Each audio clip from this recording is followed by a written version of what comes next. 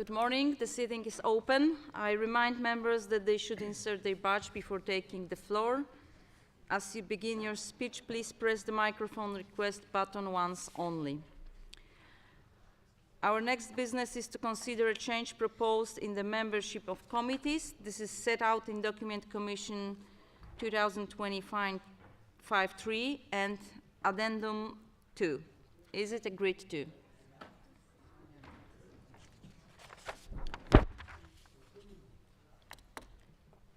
It is agreed, yeah.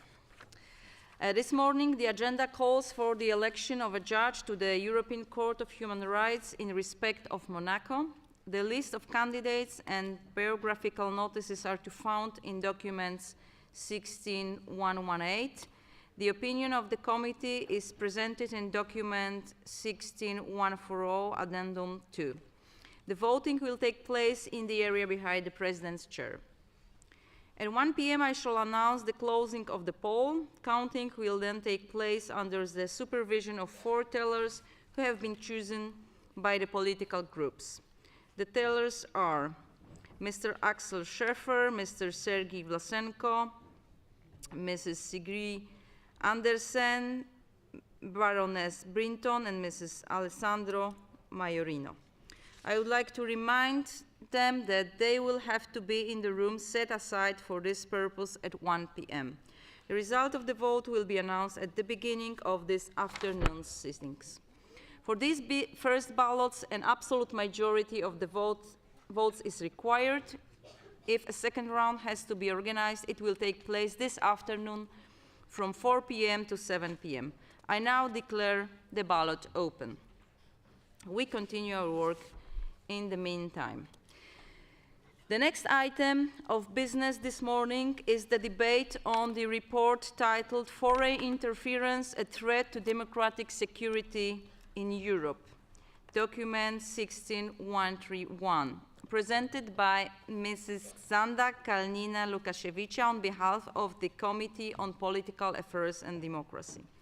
I will interrupt the list of speakers at 12:15 p.m. for the address by Mr. Xavier Espot Zamora, head of the government of the Principality of Andorra.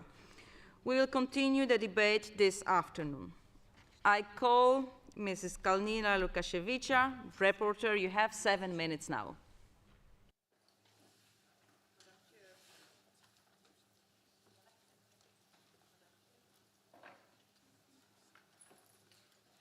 Chair, thank you so much.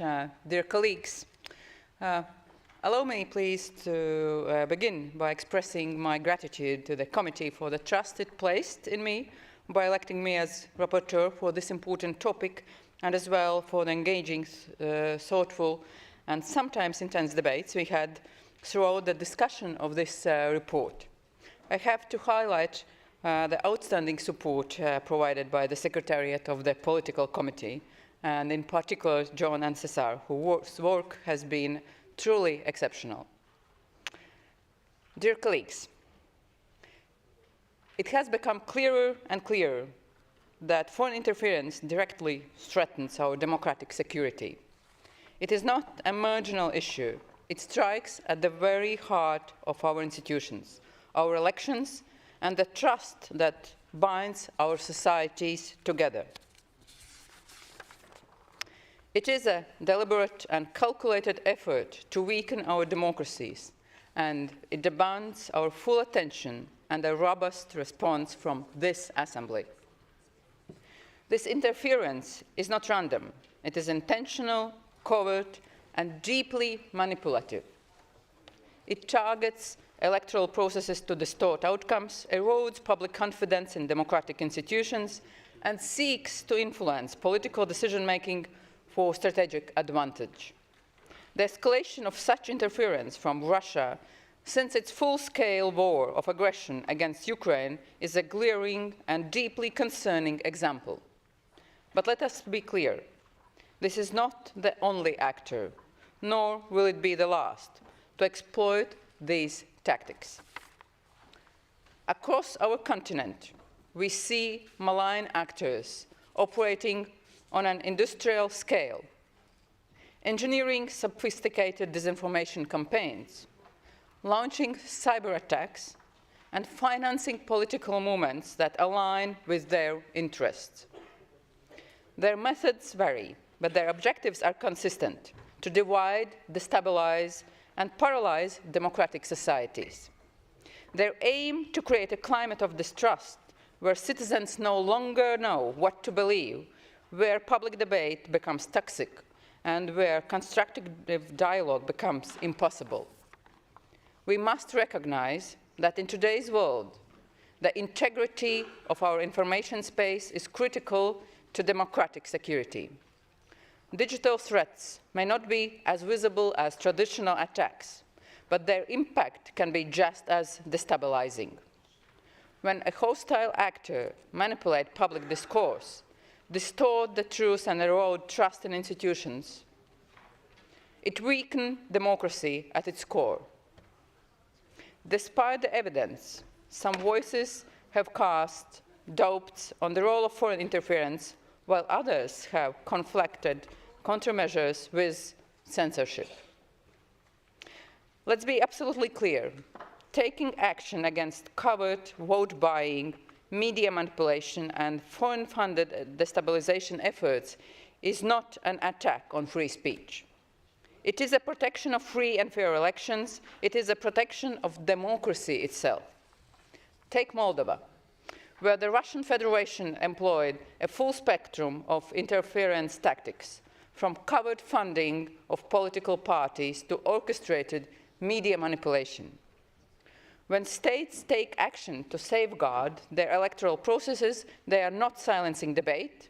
They are upholding the fundamental right of their people to choose their leaders free from foreign coercion.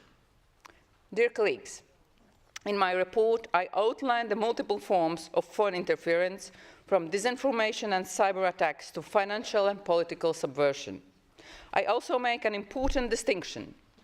There is a difference between legitimate foreign influence, such as public diplomacy, and covert foreign interference, which seeks to manipulate and subvert democratic institutions.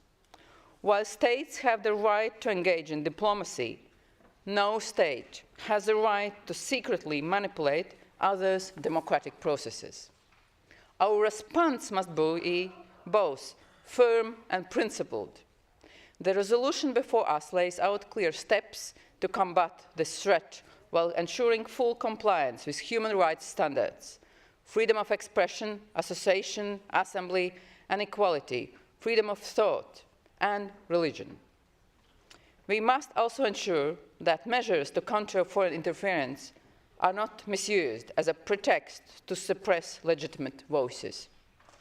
Some states have introduced laws under the banner of foreign influence regulation that in reality serves to target independent NGOs, human rights defenders, and media organizations. Make no mistake, civil society is not the enemy of democracy. Civil society is its backbone. Laws intended to combat foreign interference must not be weaponized to silence dissent, curb press freedom, or restrict the work of independent organizations that hold governments to account. But let us be also clear-eyed.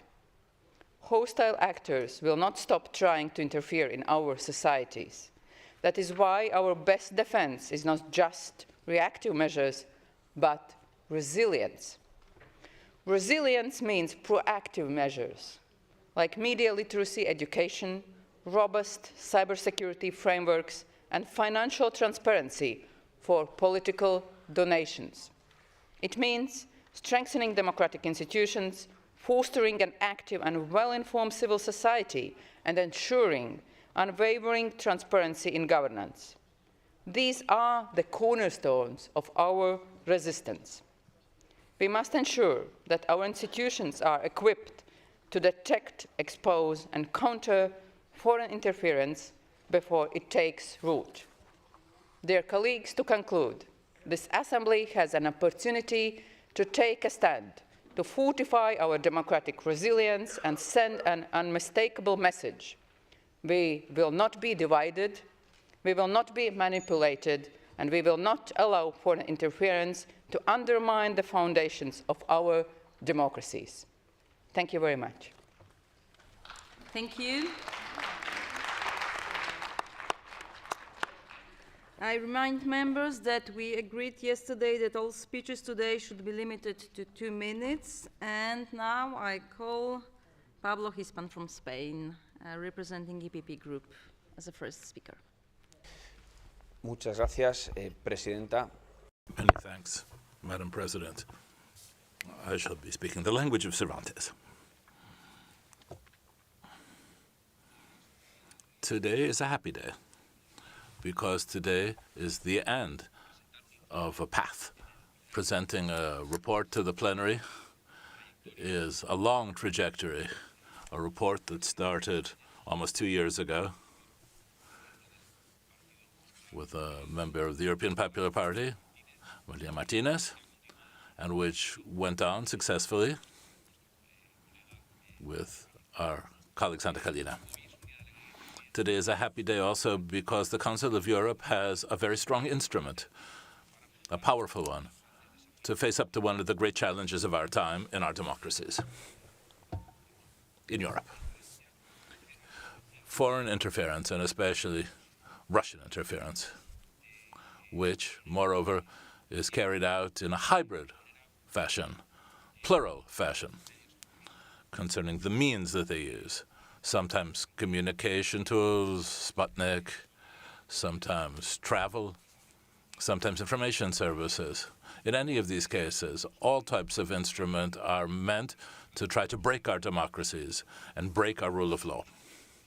We've seen this every day. We've seen it most recently in Moldova, in Romania. We're seeing it with Brexit, in the recent elections in the United States, in Spain, in the coup d'etat against the constitutional order, which is being pushed by the authorities of the Catalan government. All of this is covered in our report. All of this is brought out, and I think for our democracies, so that they can go on fighting these challenges and dealing with the problem of foreign interference, especially and particularly Russian interference, this will be a very important report. And I hope that the Council of Europe will go on working on this issue. Many thanks, and thank you, Sandra. Gracias, Mr. Hispan. And now I call Paweł Jabłoński from European Conservative Group. Thank you, Madam President, dear colleagues, and thank you, Madam Rapporteur, for presenting this resolution. It is very important. It is certainly a step in a good direction, although we have some impression that it's only seeing with one eye and the other eye remains closed. I will come to that a little bit later, but first I will do something that I do very rarely. I will agree with my government, because I'm in the opposition, but sometimes there are issues in which we agree, and we agree fully in Poland that Russian interference is something that must be fought very strongly, that must be denounced, that must be condemned. And I am glad that also the Poland's government admitted several weeks ago that there has been Russian interference in Poland elections. I will quote a minister of Poland's government, that there was a giant campaign from the East, a campaign that was supposed to overturn Polish parliamentary elections in 2023. As part of this campaign, text messages were sent, around 200,000 text messages were sent to Polish users. Cyber kiosk, TV screens in major shopping malls were hacked. Content that was broadcast there was supposed to reduce the chances of one of the political groups in these very parliamentary elections. This is the reality. This is why we proposed an amendment to also include this type of interference in the resolution. We should be doing that. We shouldn't be turning the blind eye to this interference, but unfortunately there are also other cases of interference. It is not just Russian. We have seen various organizations, NGOs or some organizations disguised as NGOs, taking money, either be it from USAID, from European Commission. The European Commission has been financing the so-called climate NGOs to promote its policies. This is also something that influences voters. This should also be denounced. Democracy is expressed by the will of the people. If it involves funds from foreign governments or other actors, this is no longer democracy, this is oligarchy. Thank you, Mr. Jabłoński. And now I call Konstantin Kule from ALDE.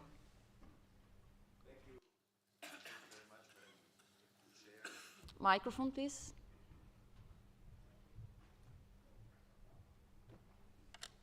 Thank you, Madam Chair. Can I say on behalf of the ALDE group that I would like to thank the rapporteur for her important work, as the issue of legitimate foreign interference is still dangerously underestimated in Europe.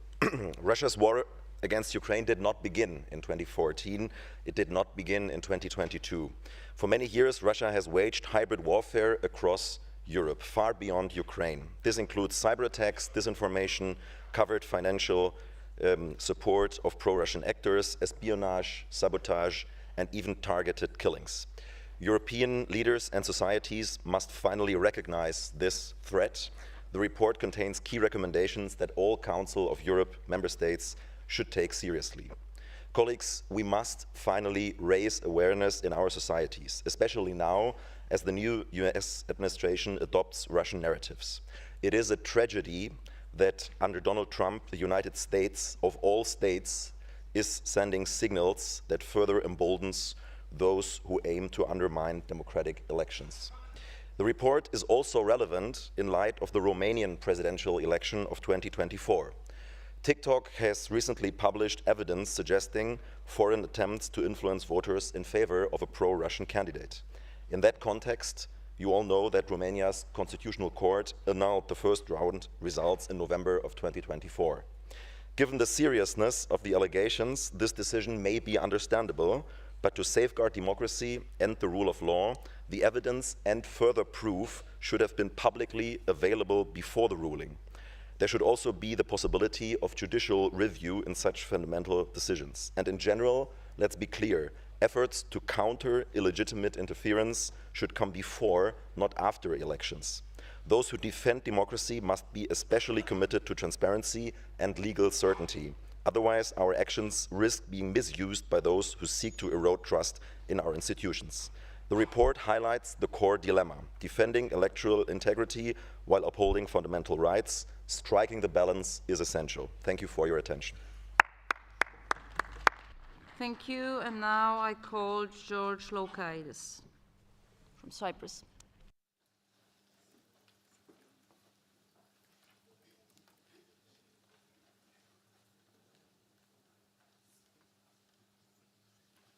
Madam Chair, dear colleagues, foreign interference is indeed a threat, but to defend democracy, our response must be principled, balanced, and universal. This resolution fails in this regard, as it unfortunately adopts a selective, biased, and politically motivated approach, focusing almost exclusively on Russian interference, while ignoring long-standing, well-documented interventions by Western powers, including coups, regime change operation, and economic coercion to bend sovereign states to foreign will. The report says nothing about the role of NATO, the United States, even the EU, in orchestrating regime changes, supporting authoritarian allies, or using media and financial networks to manipulate political outcomes. These are not relics of the past. They are ongoing practices that undermine democracy just as much as the other interference. As the UEL group, we believe PACE must not become a forum of one-sided narratives. We must not distinguish between good and bad interference based on geopolitical alignment. Whether it comes from Moscow, Washington, or Brussels, interference that erodes sovereignty and democratic choice must be condemned equally.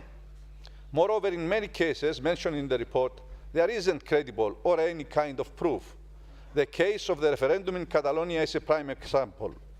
We are also concerned, dear colleagues, that this narrative could be weaponized against opposition groups, especially in authoritarian regimes, silencing dissent under the pretext of foreign influence and threatening freedoms of expression and association. Yes, we must condemn disinformation and manipulation, but through democratic tools, strong institutions, free media, digital education, and transparency in political financing, not by advancing selective narratives that weaken our credibility. For these reasons, we will vote against this resolution. Thank you, Mr. Loukaides. And now I give the floor to Christophe Lacroix from Socialist Group. Merci. Thank you. Is this working? Thank you. Madam President, dear colleagues, the SOC Group would like to express its deep concern as against the strong rise in foreign interference in our European democracies, and this is still going on far too often, and it's also far too often underestimated in terms of its gravity and scope. Any intentional, secret, and manipulative attempt as made by foreign powers are a serious threat to the foundations of our society, weaken our electoral process, undermine citizens' trust, create division, and profits foreign powers that do not share our values or their attachment to the rule of law. The Federation of Russia shows this. Are they acting alone? No, of course not. Let's open our eyes and remain firm against all forms of threat. This is why we also share the concern as to the impact of this interference on elections.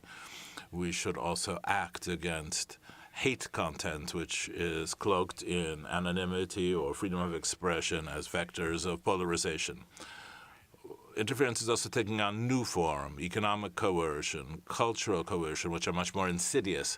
We should be certain that certain foreign powers, particularly the United States of America, are exercising direct pressure on our firms, particularly so as to get them to give up on the programs of diversity, equality, and inclusion. These strategies attempt to weaken the very basis of our democratic values by attacking social cohesion and basic rights. For the SOC Group, we call for mobilization of everyone concerned, states, institutions, media, civil society. Democracy is shared responsibility. Madam President, dear colleagues, foreign influence is an attack on our political sovereignty, and the Council of Europe's answer must be clear. We will not step back. We will protect democracy. This is an imperative. It has become a fight that is fought every day, and we will meet this with unity, resolution, and courage. Thank you. And now I call Doris Bures from Austria.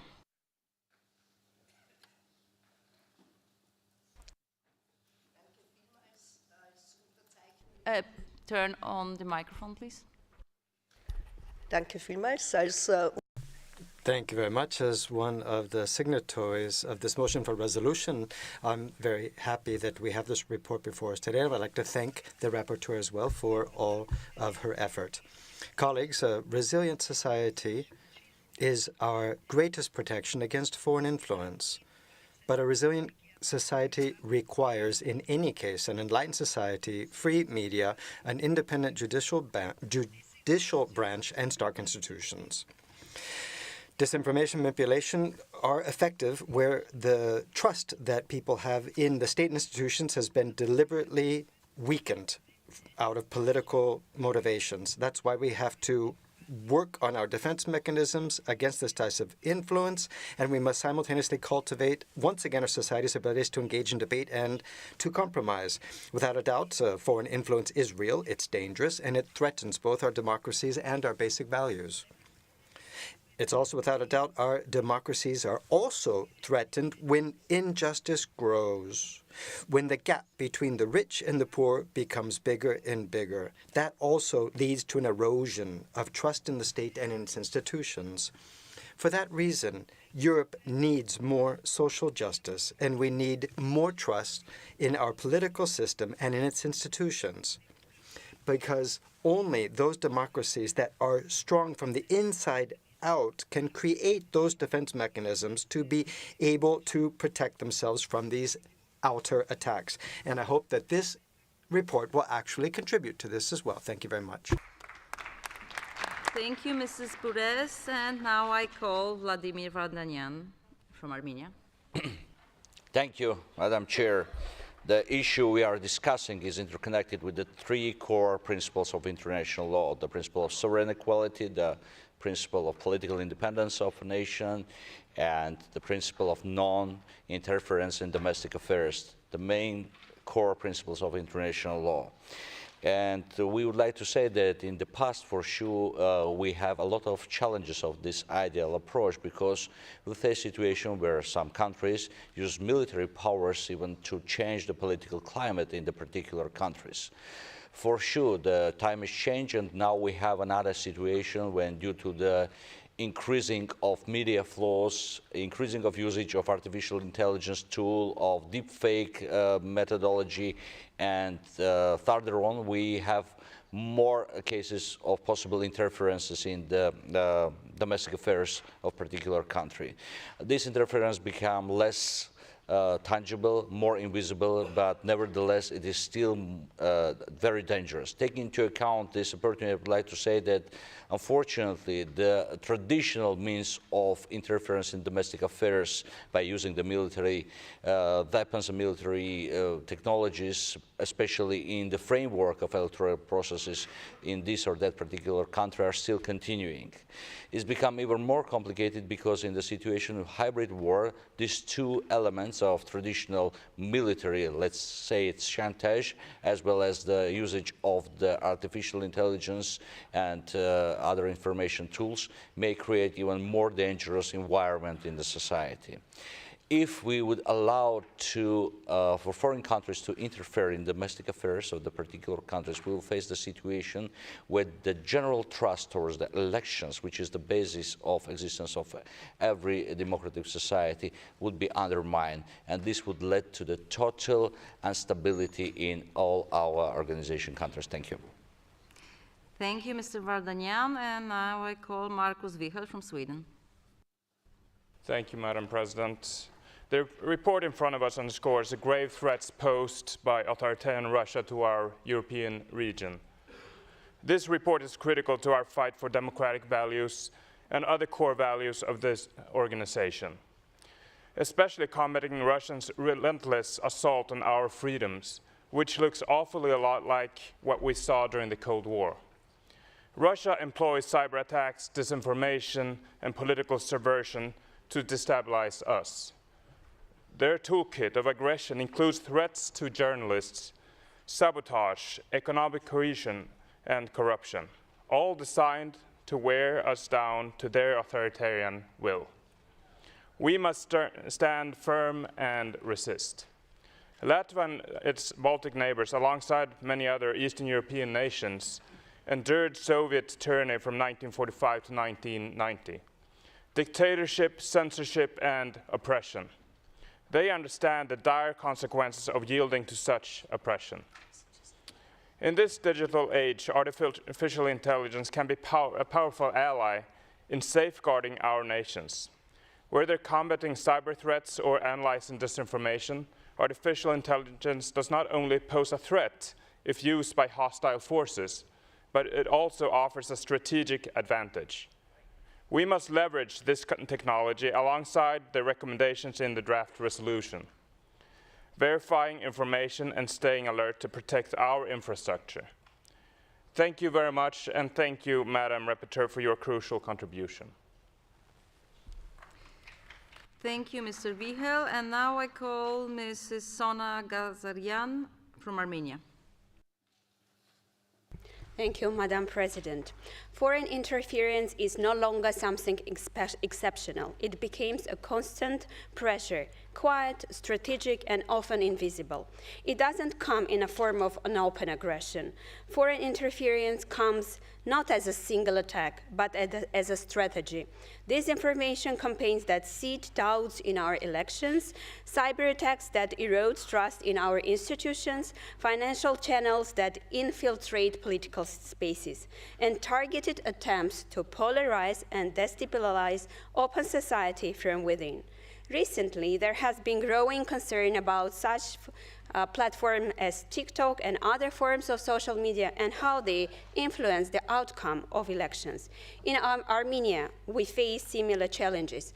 The varieties of democracies has noted that foreign interference also takes place in Armenia through media. As a member of a parliament, I see the response in two key areas: introducing legislative initiatives to ensure transparency in financing and investing the development of media literacy from a very young age. This is not about just politics. It's about weakening the fabric that holds democratic Europe together: public trust, institutional legitimacy, and the shared understanding of truth. But there is a way forward. And it starts with clarity about what we are facing and about what it will take to respond. We need to update our concept of security, no longer just national, but democratic, no longer just military, but digital, informational, and civic. We must invest not only in defense systems, we must invest in public resilience. We must strengthen the resilience of our society through education, media literacy, and transparency. And above all, we need to work together. Thank you. Thank you, Mrs. Gazarian. And now I call Mr. Gergely Arato from Hungary. Thank you very much, Madam Chair. First of all, I want to thank the rapporteur his balanced and all-round approach. There is no doubt that is one of the most important and sensitive issues that we have to deal with in this period. I would like to draw our attention to the fact that harmful foreign influence does not only mean the influence of the states, but also includes the activities of the large economic actors, multinational companies, tech giants, which often influence political and economic processes in uncontrolled and non-transparent ways, especially, for example, in the field of the social media. A particularly dangerous situation arises when large corporations and government actors became intervened, and corporations captures the state, the government, as can be observed in the United States now.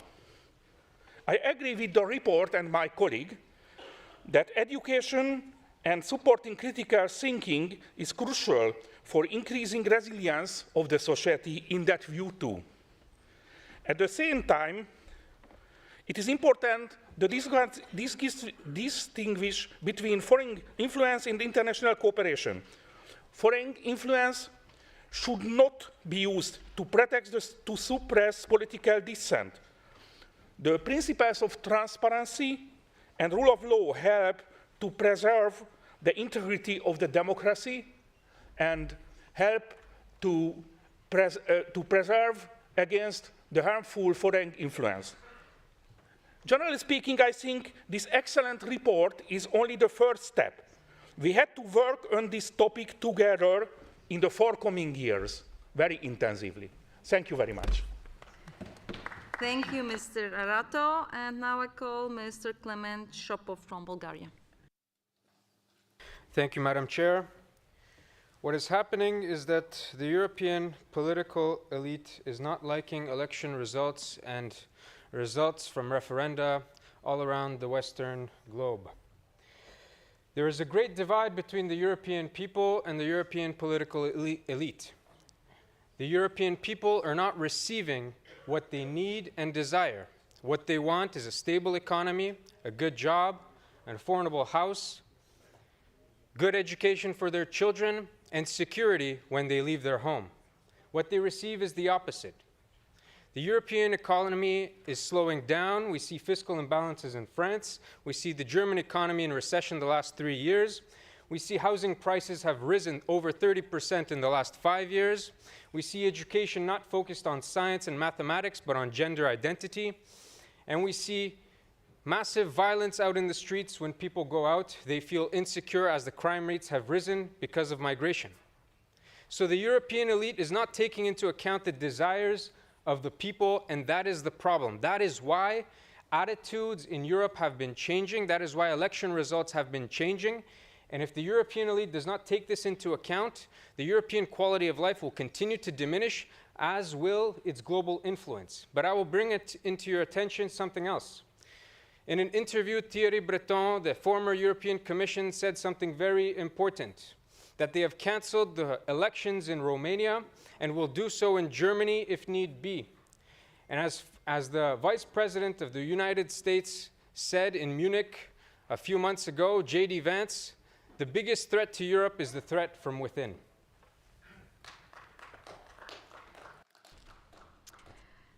Thank you, Mr. Shopov. And now I give the floor to Sir Edward Ley from UK, United Kingdom. Thank you, Madam Chairman. Of course, China and Russia want to do us down, but we are strong, and our greatest defense is total freedom of expression in our own countries and allowing people to stand for election, even if that inconveniences some people. I was once an election monitor of this organization with one of Putin's elections. Of course, the actual ballot wasn't fiddled. He didn't need to fiddle it. He simply stopped his opponents from standing. And therefore, it is a very retrograde step that Madame Le Pen has been prevented from standing. I know nothing about corruption in the European Union Parliament. I suspect there's a lot of institutional corruption, but I suspect that she's been targeted. But it is very unwise to ban people from standing. I don't approve of pro-Russian candidates, presidential candidates in Romania, but you can't ban them. And again, the left is constantly trying with their cancel culture to weaken our defense of freedom. For instance, a lady who was prosecuted simply for praying outside an abortion clinic in the United Kingdom. Of course you should not indulge in hate speech. I never do it. I never criticize anybody personally or their sexuality or anything else. But you've got to allow people to make their point of view, and then you can disagree with it in your own way. The trouble is that our society has been undermined by the left. They have promoted mass immigration, which has lessened coherence, which has left us open to interference from foreign powers, and then, having allowed mass immigration, they then say that the right is growing in strength all over Europe, and they must be cancelled because they are somehow dangerous to democracy. The only danger to democracy is people who want to limit free speech. Winston Churchill once said that a tyranny is like a stately galleon. It sails with no problem. It hits the rocks, it sinks immediately. But a democracy is a waterlogged raft. It never sinks. We should agree to disagree with each other, have powerful debate, and above all, defend freedom. Thank you. Thank you, Mr. Ley. Now I call Lord George Fawkes from United Kingdom. Madam President, I ask you to support the report and reject completely Mr. Shorov's propaganda, Trump-like propaganda, and also George Lucaide's false comparisons that he made in his speech. Russian interference is not just fake news, not just disinformation. They are buying up assets in the West, including human assets. Indeed, why did they support Trump in 2018? Why did they support him in 2024? Because he's a useful idiot. We understand that he has a name. Krasnov is his code name, the Russian code name. And we see now what he's doing, which is helping Russia, undermining our democracies. So we must support this report. And we need to take off the kid gloves.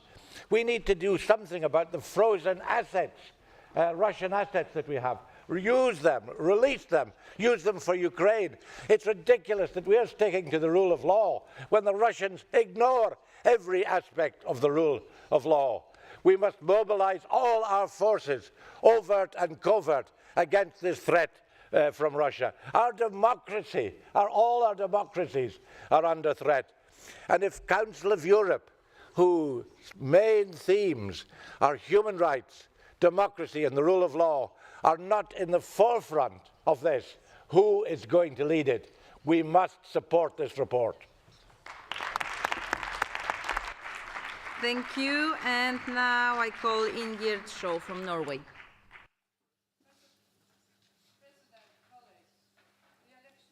Sorry, microphone, please. Good. President, colleagues, The election in Moldova is fresh in our mind. Foreign interference was significant. We must be vigilant in upcoming parliamentary election. In the draft resolution, our rapporteur proposed developing a broad-based definition of foreign interference. This is important. We all have a notion of what foreign interference is, but the definition we'll all agree on would make it easier to counter this threat. A clear distinction between foreign interference and foreign influence is important. Influencing each other has been a driving force for nation-states throughout history. It is what the Council of Europe does. With the best intention and through transparent methods, we try to get members and other states to live up to our standards. We want our values to be universal. In foreign interference, hostile intent is key. Russia's interference in the election in Moldova was with hostile intent and through covert methods. States that adopt laws against so-called foreign agents argue that they are preventing foreign interference. A clear definition would counter these faulty arguments. President, this report is concrete follow-up of the Reykjavik summit. Our heads of state agreed to commit to countering disinformation that poses a threat to democracy and peace. They confirmed their commitment to take appropriate measures against interference in electoral system and processes. The draft resolution proposed a wide range of measures that address legislative and policy frameworks that protect against interference in electoral systems are important, as are measures that increase the transparency and integrity of legitimate foreign influence activities. I encourage you all to vote in favor. Thank you, Madam President. Thank you very much. And now, Mr. Claude Kern from France. Merci, Madame la Présidente. Thank you, Madam President. Dear colleagues, I would like first of all to thank our colleague Zanda for her report. The Russian war of aggression against Ukraine has been accompanied with new attempts at destabilization of Western democracies, particularly during elections, as we recently saw in Moldova and Romania. But these attempts at destabilization don't only happen when we have elections. Cyber attacks also regularly target public institutions and bodies. Their goal is to get their hands on sensitive data and disturb their working. Disinformation action on the internet attempt to undermine confidence in political institutions and medias. The French Senate set up an inquiry commission to evaluate the scope of this threat and propose solutions. In its report, this inquiry committee does not hesitate to talk about a neo-Cold War and to call for the whole nation to be mobilized. In fact, it is high time that we become aware of this threat. In order to face up to it, each of our member states needs to organize its own national defense in such a way as to respond to foreign interference. Let's stop casting the rule of law into question as certain extremists in this body have just done. The response to foreign interference should also be organized in a European and international framework. In 2022, the Council of the European Union approved a strategic compass which defines a joint vision of security and defense policy of the EU, including the fight against certain forms of foreign interference.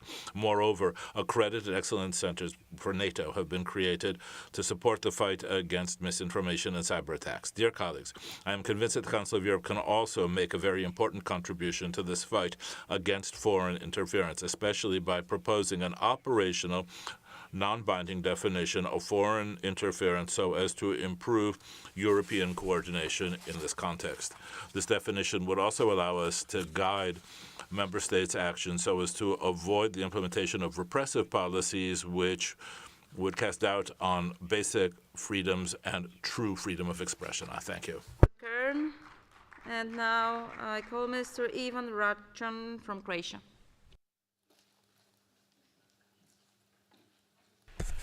Thank you. Dear colleagues, the resolution on foreign interference comes at a time when democracies across Europe are under pressure from manipulation, disinformation, and covert foreign influence. So it is not only timely, it is essential. As a social democrat, I believe democracy is not just about elections, but it is the foundation of social justice, equality, and freedom. And when foreign powers, through cyber attacks, disinformation campaigns, or secret political financing, seek to manipulate the will of the people, they are attacking the very foundation of our social contract. This resolution rightly identifies these threats and calls for a coordinated European response. It defends democratic institutions, promotes societal resilience, calls for media literacy education, and demands transparency in political financing. This is of utmost importance because only informed and free citizens can make decisions that lead to a fairer and more just society. And this is why I support this resolution. Thank you. Thank you, Mr. Rachan. And now I call Mr. Alain Milon from France. Merci, Madame la Présidente. Notre collègue rapporteur. Thank you, Madam Chair. Our colleague has pointed out that the threat for democracy comes mostly from China and from Russia. And the war of aggression that's been carried out against Ukraine has led to interference, the goal of which is to destabilize Western democracies that support Ukraine, specifically via cyber attacks, which focus on different institutions and, in particular, hospitals. Various attacks of this nature happened in France in 2024. When facing such threats, it's absolutely essential that we're able to get organized. In its work program for 2025, the European Commission foresees the implementation of a plan, the goal of which will be to shore up the cyber security of hospitals. That's a first step, but we must go further and take better into account what the cyber security requirements are. We also need to organize ourselves to make sure that we can fight against disinformation. In 2021, France created Viginum, which is a system for surveillance of and protection against foreign digital interference, and it would be a good thing if all member states developed their own similar system and that these different systems could work together in a network. When faced with foreign interference, the Council of Europe is obviously an essential tool to protect our democracies as well as basic rights. Our Assembly has been at the initiative of the creation of the Parliamentary Alliance for Free and Fair Elections, which is the goal of which is to fight against those threats that we have against electoral processes in our countries and to promote Council of Europe benchmarks. I would like to finish up by saying that foreign influence are also enabled by corruption itself, and therefore Greco is a very useful tool against this. The threat that we have against our democracies right now is very real, and we have to work collectively to demonstrate unfailing determination. Thank you. Thank you, Mr. Milan. And now I give the floor to Rostislav Testik from Ukraine.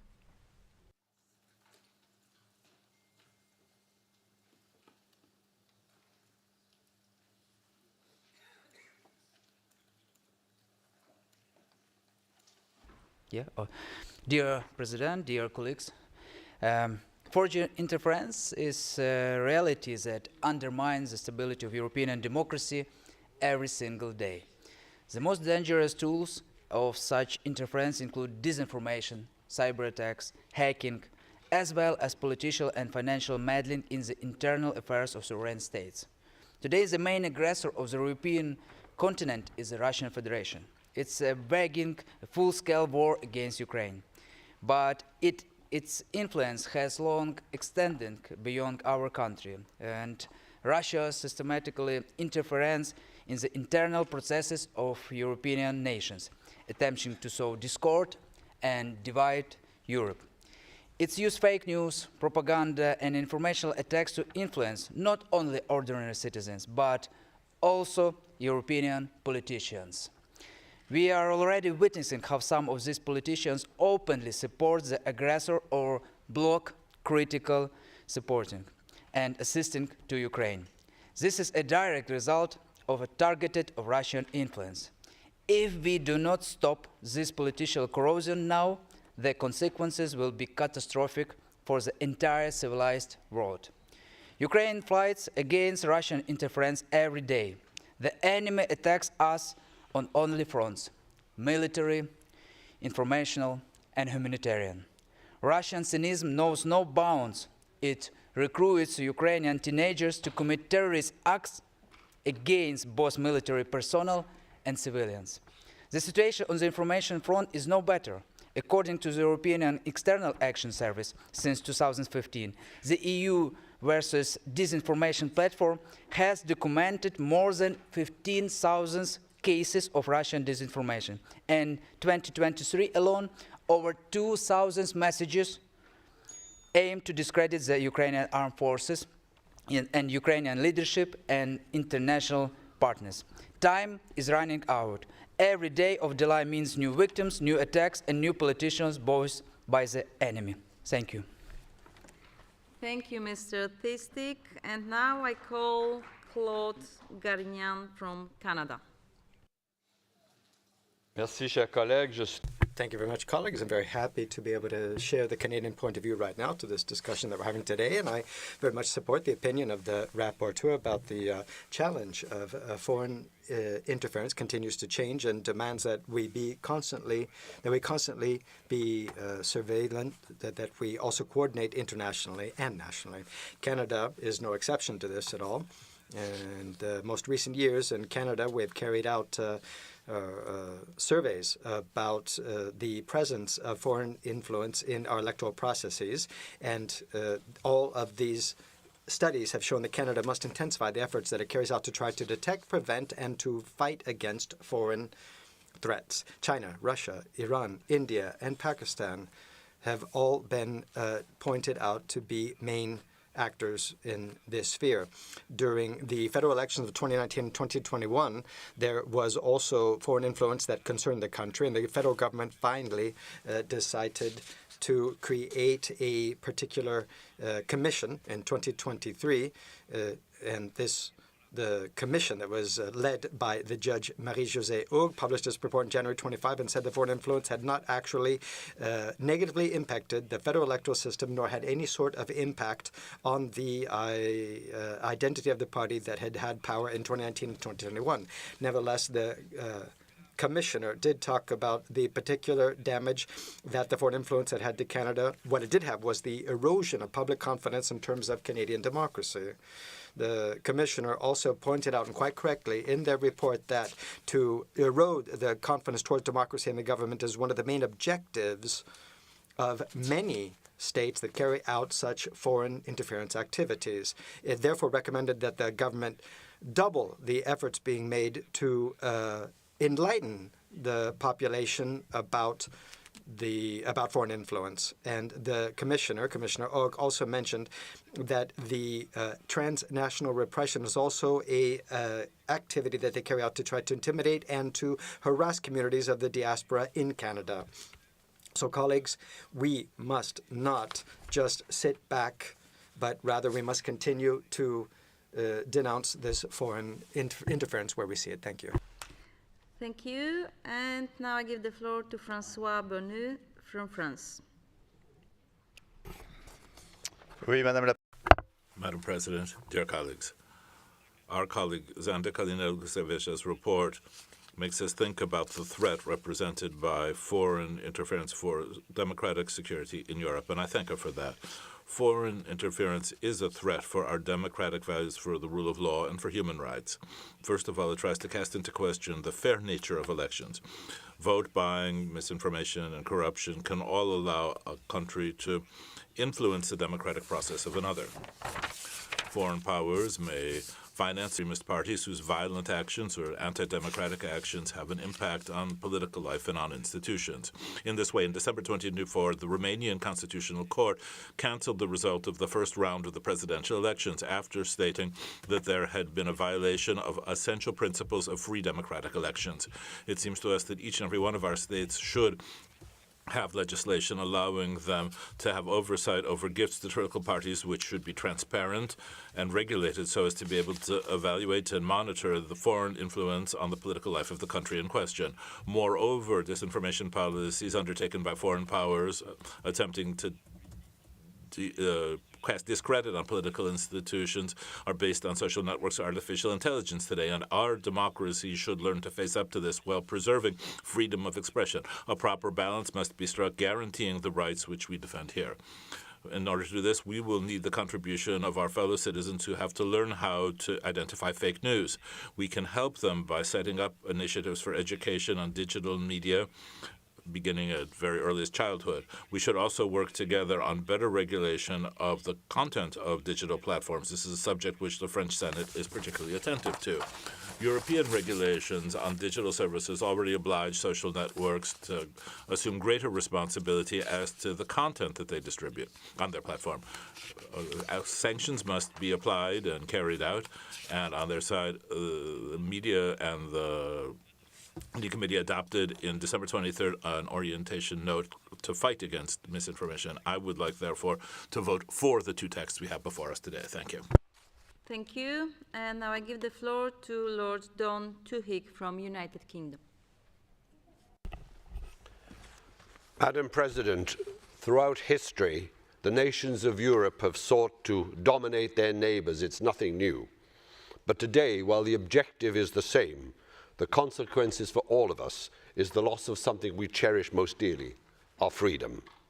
Malign foreign influence, most especially from Russia and China, pose the gravest threat to free and democratic societies that we have taken for granted for the past 80 years. The United Kingdom's national security law provides us with the tools to deter, detect and disrupt modern-day state threats. And Britain has a Defending Democracy Task Force working across government to protect us from these threats. Elections were the key targets of foreign manipulation, when last year over half the world's voting population went to the polls. These attacks were not limited to countries, but also targeted organisations and individuals. The EU, NATO, independent media outlets, and those working to defend us were all amongst those attacked.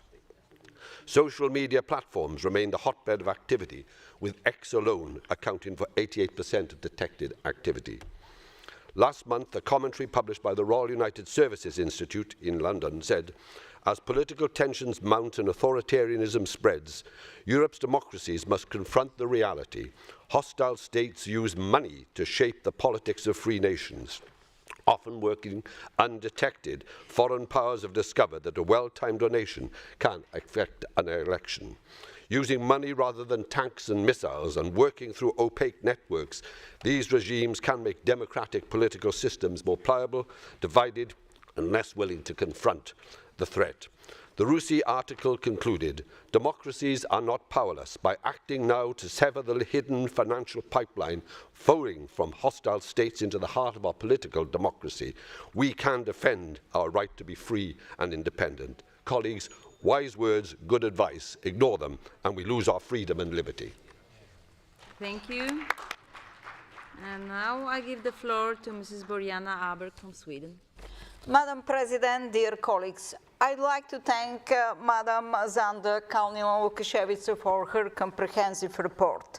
She mentions the Swedish Psychological Defense Agency, whose role is to identify, analyze, and provide support in countering malign information influence that is directed at Sweden by antagonistic foreign powers such as Russia and China.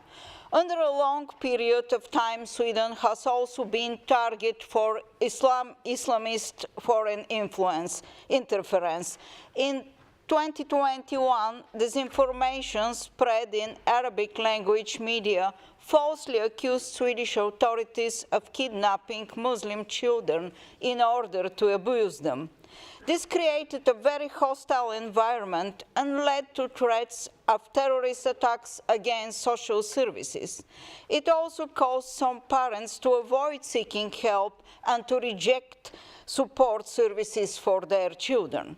A serious problem arises when large groups within society do not speak Swedish and instead rely on information from neighbors, ethnic associations, and mosques.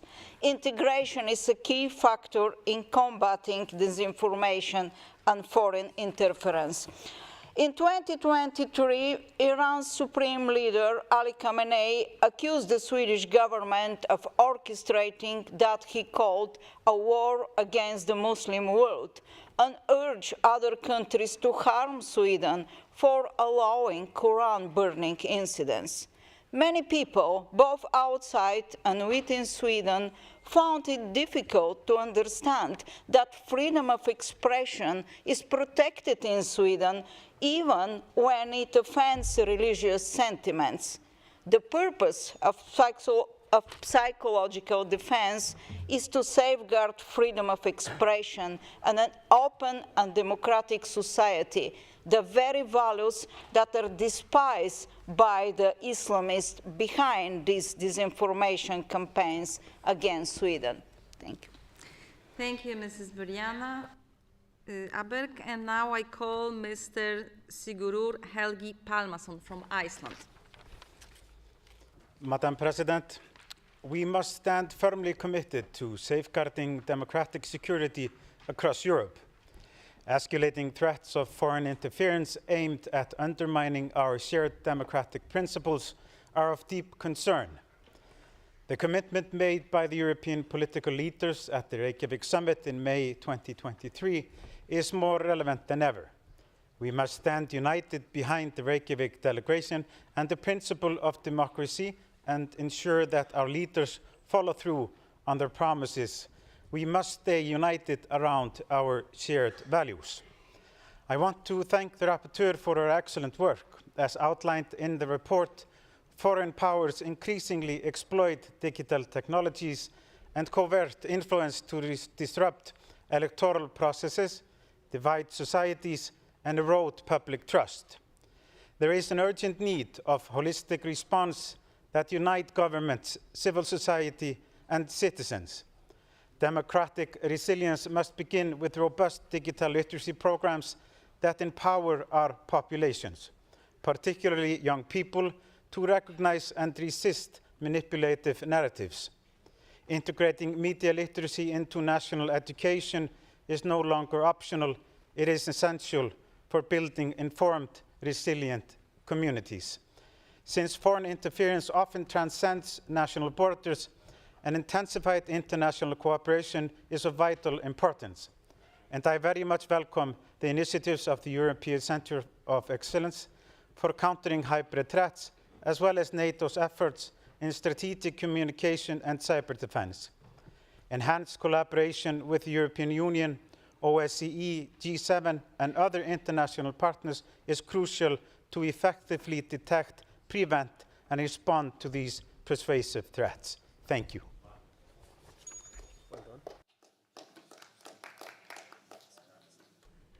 Thank you.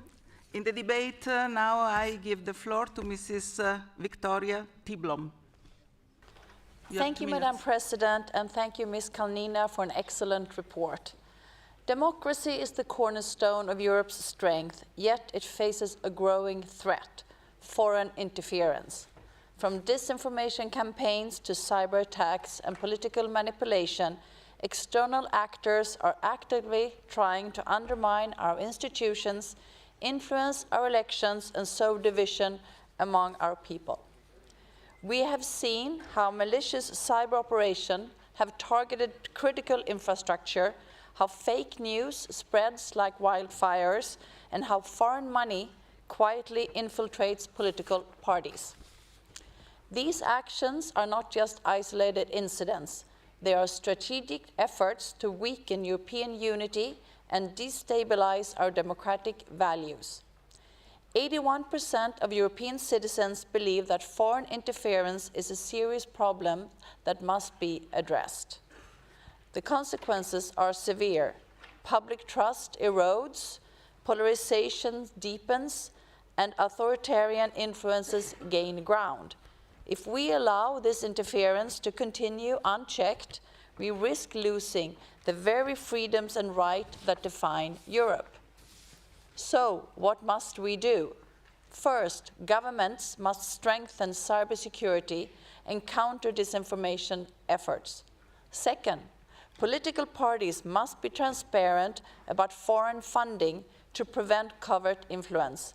And most importantly, we as citizens must stay informed, question what we see online, and stand firm in defending democracy. Foreign interference is a challenge, but it's not insurmountable. By staying vigilant and united, Europe can safeguard its democratic security and protect the future of its people. Thank you. Thank you. And I give the floor next to Mr. Francesco Verducci, please. Grazie, Presidente. Thank you, Madam President. Dear colleagues, the first case was Brexit. And we're still dealing with the wounds inflicted then. And since then, in every important election, from a geopolitical standpoint, there has been an attempt at interference by foreign powers that are not democratic, dealing with the free vote in democracies. It's part of the offensive of autocratic regimes against democracies. Means include disinformation, manipulation, stopping verification of facts so as to build public opinion. This is a hybrid war that is being fought on the battlefield of consensus, but a manipulated consensus which isn't free. We need to be able to be informed without being denatured. We must not renounce the prerogatives of the rule of law. The battlefield here is the web, the idea of an apparently free network. And we need to focus on not only great foreign autocratic powers that are trying to undermine our democracy, but also big tech, which has hugely grown on a capitalist market without rules and which today are a threat to democracy because they concentrate enormous amounts of technological, economic, and political power in the hands of a very small oligarchy made up of a very small number of private individuals who are not subject to any form of democratic regulations. People are no longer deciding, but rather the lords of algorithms are deciding and conditioning our way of life and our way of thinking. This is why, for our democracies, we need rules, because without binding regulations, we cannot be able to face up to this technological development in a way that will safeguard freedom as a great democratic good that doesn't simply belong to a very small number of very strong people, but belongs to all citizens without discrimination and without exclusion. Thank you. I call next Mr. Soboliev. You have the floor for 2 minutes.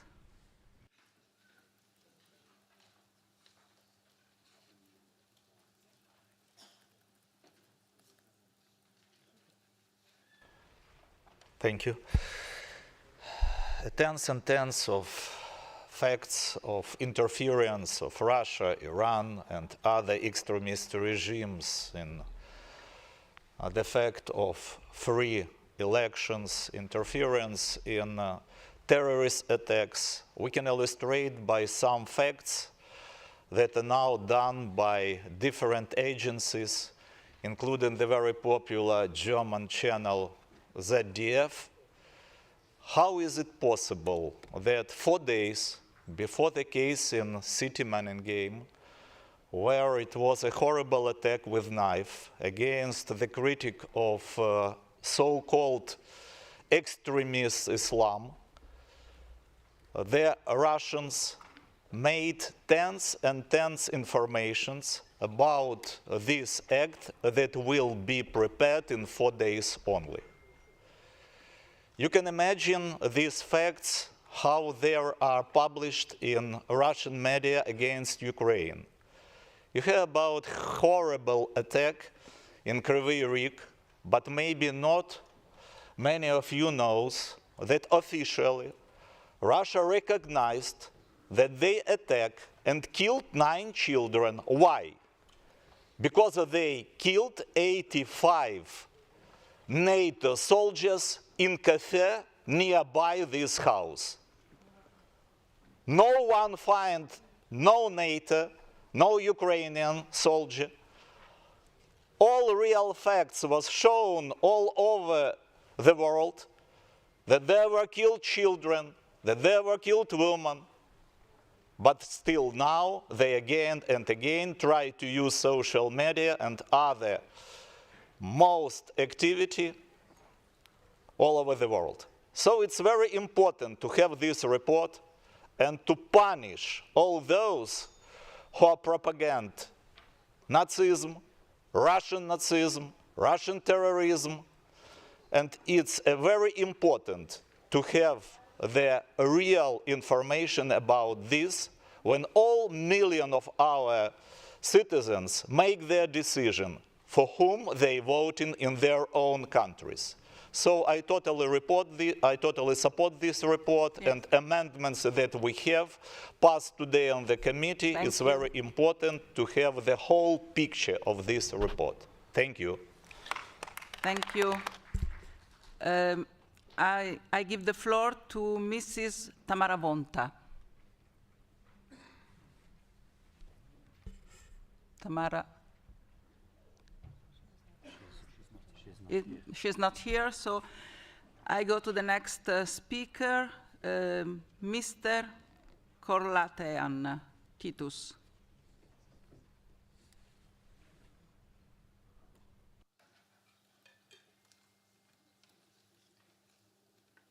Yes, colleagues, from the beginning I share and support the conclusions, the resolution and the recommendation drafted by our rapporteur. Foreign interference is indeed a fundamental and a persistent threat to our European democracies and to the democratic security. And we should condemn and combat with democratic tools this threat, including those challenges which are focused inter alia on undermining electoral and democratic processes and institutions. The Russian aggression against Ukraine, UK on Brexit, Spain, Romania, the Republic of Moldova, and the list can continue. A key element of the resolution, the need to reach a balance, a delicate balance, and I quote the rapporteur, while countering foreign interference, we should preserve, nevertheless, the human rights standards. We need indeed to build resilient societies with strong democratic institutions. This is a process. It might take time, but we need to adapt faster to these challenges. With one amendment, constitutions and national security are not and should not be subject to any political negotiation. The integrity of the electoral processes should be preserved, and we should remind everyone that decisions of courts, including of constitutional courts, based on clear legal and constitutional criteria, should be respected by everyone, both when you like it or not. And the Venice Commission report, from this perspective, is a relevant point of reference. I also make the appeal to the member states to sign, ratify, and to enforce the Council of Europe Convention on Artificial Intelligence.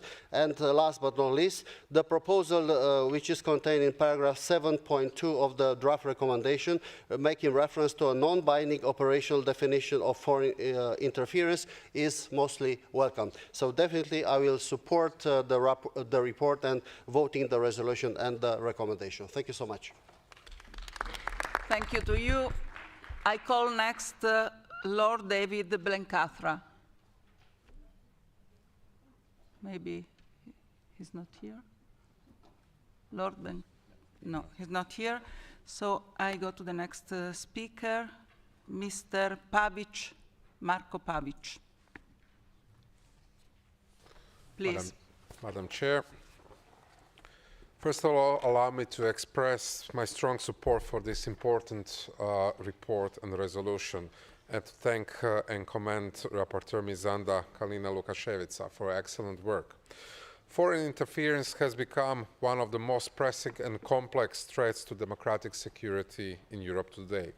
The report rightly identifies a broad range of tactics, from disinformation, cyber attacks, and political corruption to covert funding and manipulation of elections, all aimed to undermine our democratic institutions, dividing our society, and destabilizing our values.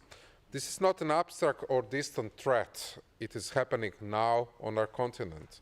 The evidence is clear, whether we speak about Russian Federation involvement in electoral processes in Moldova and Romania, its manipulation of public opinion through disinformation campaigns, or covert funding of political actors in several member states. The report is particularly timely in light of the war of the aggression against Ukraine. I strongly support the call for a whole-of-society approach to resilience, building robust democratic institutions, promoting media and digital literacy, especially among young people.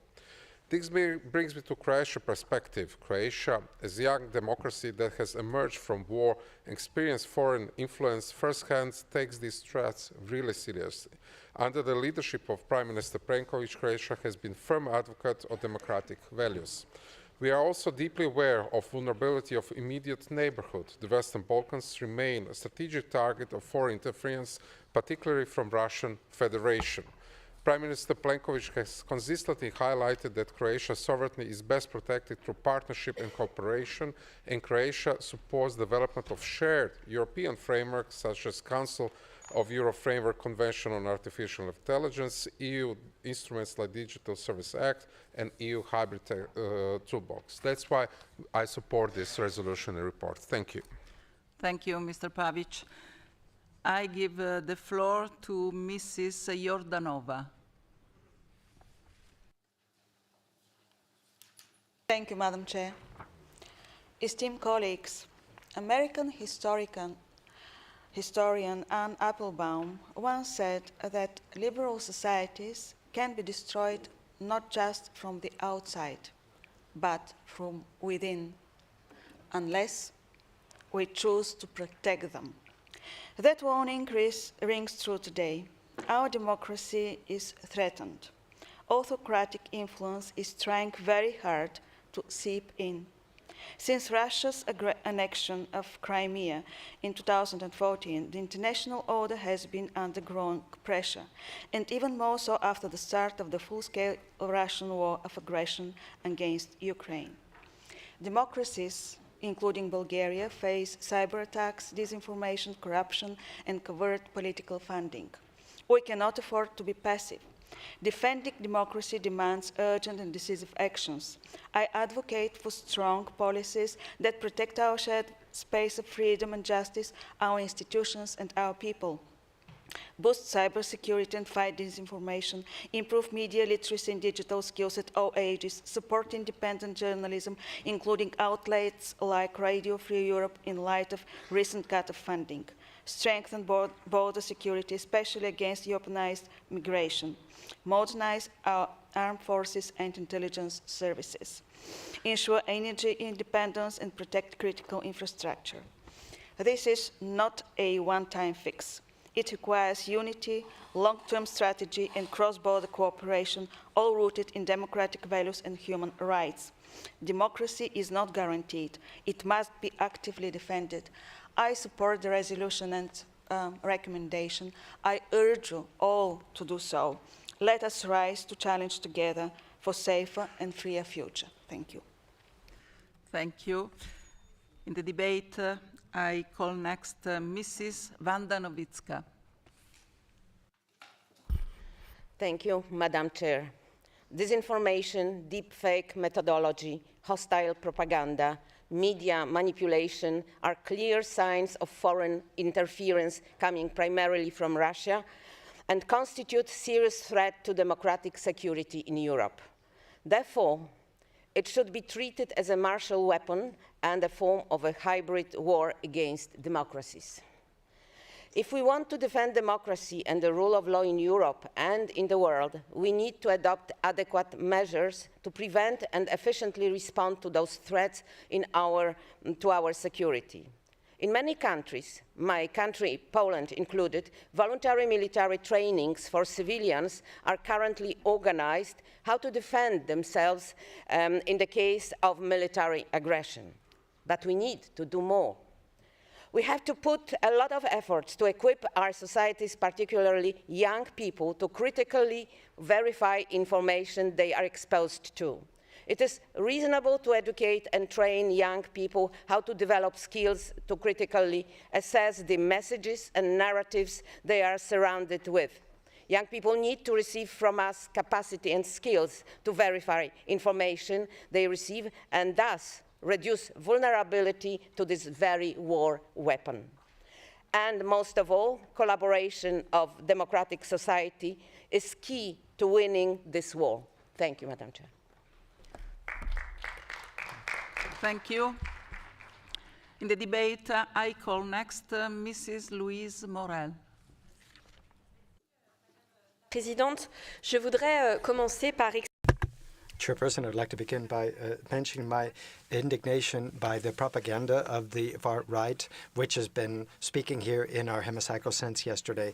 France respects the rule of law as well as decisions taken by the judicial branch, and to question that is actually a blow against the values of the Council of Europe and is abusing your position as a parliamentarian to try to do justice to some sort of program which is will have a negative impact on the European continent. First of all, Madam Rapporteur, I would like to mention that you've pulled no punches and you've showed quite clearly what is the challenges that we're facing with foreign influence, and that we as citizens cannot ignore this problem. We cannot ignore the fact that disinformation, massive disinformation, has taken place in various elections in Romania, Hungary, but as well as in Estonia, as well as in the United Kingdom during Brexit.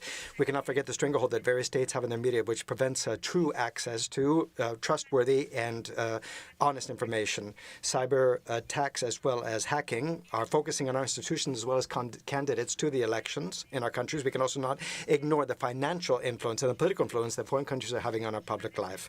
I'll be stopping right there with the examples, and we can see that the threat of foreign influence doesn't seem to have any sort of borders, but as well, there seems to be no safeguard against it. But in a world where information is continuously circulating from one place to another, and where the borders and the difference between truth and manipulation become more blurred, it's more important that we shore up our capacity to be able to protect our institutions, our citizens, as well as democratic processes. That's one of the main missions, in my opinion, that the Council of Europe must have. And this is even more urgent if we think about the fact that today 42% of young Europeans between 16 and 30 years of age get their information online when it comes to social and political affairs.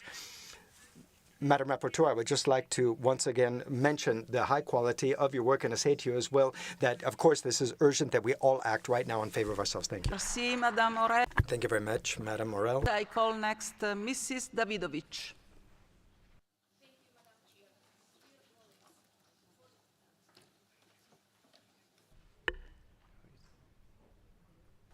Just push one. Thank you, Madam Chair. Dear colleagues, for over 30 years, Russia has interfered in Moldova's affairs. After its invasion of Ukraine, Moscow escalated hybrid attacks aiming to overthrow Moldova's government and turn the country into a tool against Ukraine. One of Russia's main instruments has been the fugitive oligarch Ilan Shor, who built a vast vote-buying network. It was first tested in Gagauzia's 2023 elections and later expanded for the 2024 presidential race. To fund this operation, Russia used various methods: cash smuggling, cryptocurrency, and online banking apps.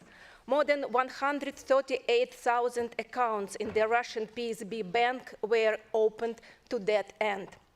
The Kremlin deployed some of its most aggressive strategies: coordinated paid protests staged in Moldova and abroad to undermine the government, disinformation, false narratives claimed that voting for Maia Sandu would bring war, that foreigners would seize Moldovan land, and that the EU was eroding traditional values. On election day, Russia intensified its interference. Voter transportation. People were bused from Transnistria to polling stations, flown from Russia to Turkey and Azerbaijan, moved within Russia to Moscow and transported to Belarus. Cyber attacks and bomb threats, targeting 14 polling stations in Europe, particularly where the diaspora turnout was high. Vote-buying operations. Payments were made at polling sites with instructions sent via Telegram and WhatsApp. Now, with parliamentary elections just 6 months away, Russia and its local proxies are already preparing their next move. Their goal is clear: to create a political crisis, replace Moldova's pro-European government, and expand Russia's military presence on Moldovan territory. But these efforts will fail Moldova is stepping up its resilience and working with its international partners. I believe that together we will protect our democracy and secure our future. Thank you. Thank you. I give the floor now to Mr. Goncharenko. Thank you. Thank you very much. We're now speaking about foreign interference in democracy and security in Europe. The most dangerous is definitely Russian interference. And please do not oversimplify it. It's not just propaganda, diplomacy, it's everything. Russian hockey player Ovechkin? No, he is not hockey player, he is Putin's instrument Ovechkin. Волк в Овечкиной шкуре. Russian so-called church and Patriarch Kirill? No, this is FSB General Kirill who serves not God but Putin. Russian opera diva Netrepka, whom you now again welcome in London and Paris. No, it's Putin's diva Netrepka and Putin's instrument. Be aware. And now I want to address to Russians, so I will switch to Russian. Россияне, вы все, за крошечным исключением тех, кто реально борется против Путина, вы, вне зависимости, где вы живете, в говне в своих деревнях с украденными унитазами или рассекаете по Средиземноморью на украденных яхтах, вы, которые поддерживаете Путина или молчите, вы все такие же убийцы, как и он. Все. Вы конченые мрази. И единственное, что вы можете сделать, встать на колени и покаяться. И, может быть, вас простит он, Бог. Говорят, он всех прощает. Thank you, Alexei, but we couldn't understand because we don't have a Russian translation. Okay. Thank you anyway. So I give the floor to Mr. Stroy.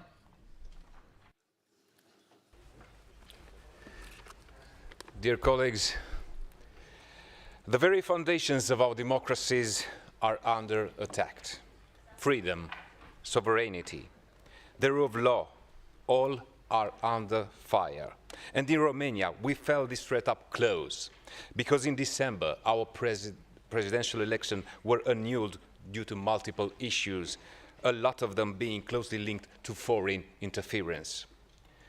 The use of artificial intelligence, disinformation spread through fake social media accounts amplifying a pro-Russian candidate messages. Illegal foreign financing enabled massive digital manipulation through paid shady influencers. Worse still, paramilitary groups supporting this candidate, further undermining the legitimacy of this process, were ready to intervene. And colleagues, this wasn't politics just as usual. It was a direct assault on our democratic processes, our institutions, and our people's trust. And I'm sure that no country is immune anymore. So I ask, do we defend our democracies, or do we watch them being dismantled, paralyzed by the intensity of this interference? We must build resilience before another crisis hits. That means strong institutions, new legislation for the objectivity and independence of the media, and prepared citizens who can tell facts from fabrication. We need to start with education, of course. Teach digital and media literacy early. Equip our children and people to question, to think critically, to recognize propaganda when they see it, and to transform ever-evolving technology into an ally, but not a weapon. And we cannot do this alone. This is a fast-moving, borderless threat, and our response must be coordinated, must be agile. Romania's experience isn't just a national concern, it's an European wake-up call, and let's take it seriously. Let's act together, let's defend the values that define us, and ensure that the next generation inherits a stronger and safer Europe. Thank you very much. Okay, thank you.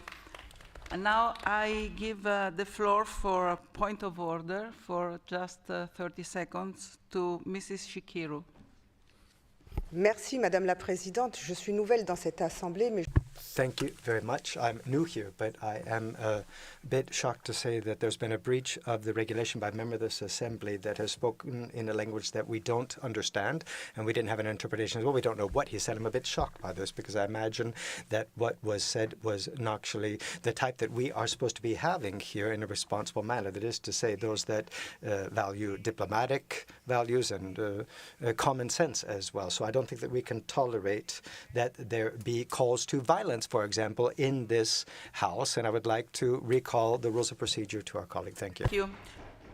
In the debate, I call next Madame Gabrielle Catala. She's not here, so I go to the next speaker, and so I give the floor to Mr. Brian Francis. Thank you, Madam Chair. Esteemed colleagues, it is an honor for me to address you today. Federal parliamentary elections will be held in Canada on April 28, 2025. As such, Canada is exercising a high level of vigilance in relation to attempts by foreign states to interfere in its electoral processes and democratic institutions. In a 2025 report, Canada's intelligence community underscored that it is almost certain that foreign actors target Canadian elections to influence how these decisions are made. Various official investigations into the phenomena point to China, Russia, Iran, India, and Pakistan as the main instigators of such activities. In response to suspected foreign interference in Canada's 2019 and 2021 national elections, the federal government commissioned a public inquiry in September 2023. The public inquiry concluded that despite the prevailing concerns about foreign interference, the country's democratic institutions have thus far remained robust. Nonetheless, the inquiry raised several red flags, including in relation to the emergence of political misinformation and disinformation campaigns in Canada. Commissioner Hogue described them as existential threat. In her view, information manipulation frequently carried out via media and social networks poses the single biggest risk to our democracy.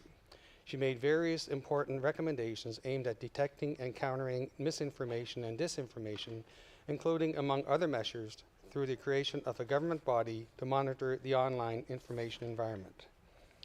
Be certain that, in view of the 2025 general election, Canada is actively undertaking a range of measures to detect, deter, and counter attempts at foreign interference. This is not the time for complacency. Thank you. Merci. Walalio. Thank you. I call next Madame Isabelle Roche. Merci. Merci, Madame la rapporteure. Thank you very much, Madam Rapporteur, for your report. And indeed, foreign interference is a growing threat for the security and integrity of European democracies. This report suggests a definition of that word by talking about the different forms that it can take: disinformation, cyber attacks, electoral manipulation, hidden financing, all the goal of which is to destabilize our political systems and to erode public confidence. And facing this challenge, we must act on various fronts.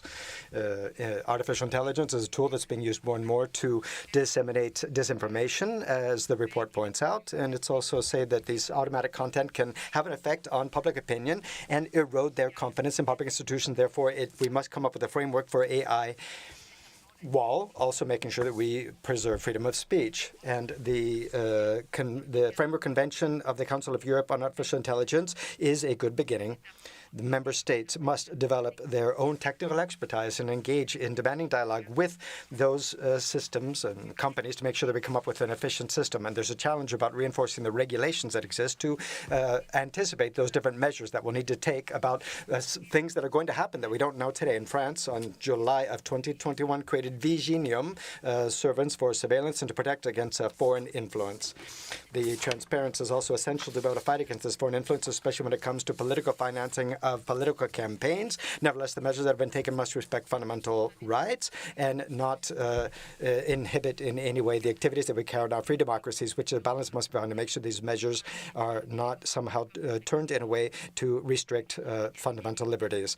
Digital education is also a pillar to make sure that we can reinforce the resilience that citizens have against disinformation, develop their critical spirit from a very young age, and identify manipulatory contents, and to protect themselves against propaganda. It's therefore necessary that we can integrate systematically with this media education within schools and in awareness-raising campaigns for adults as well. And faced with the attacks on the rule of law, and we've seen some examples yesterday in this hemicycle, I'd like to recall that France very much respects the rule of law, and that the comments that were made to challenge the decisions taken by our judicial body are completely unacceptable. And when we're faced with these threats, then a global approach, coordinated as well, is necessary between governments, private companies, journalists, civil society, citizens, etc. They must mobilize, and I would support this report and resolution. Thank you very much. Merci.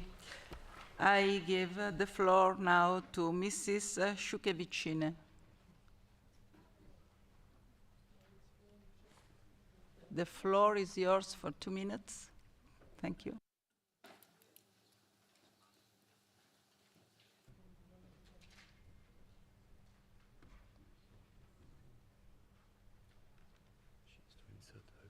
Yeah. Thank you, Madam Chair, dear colleagues. Foreign interference is one of the threats to democratic security in Europe today.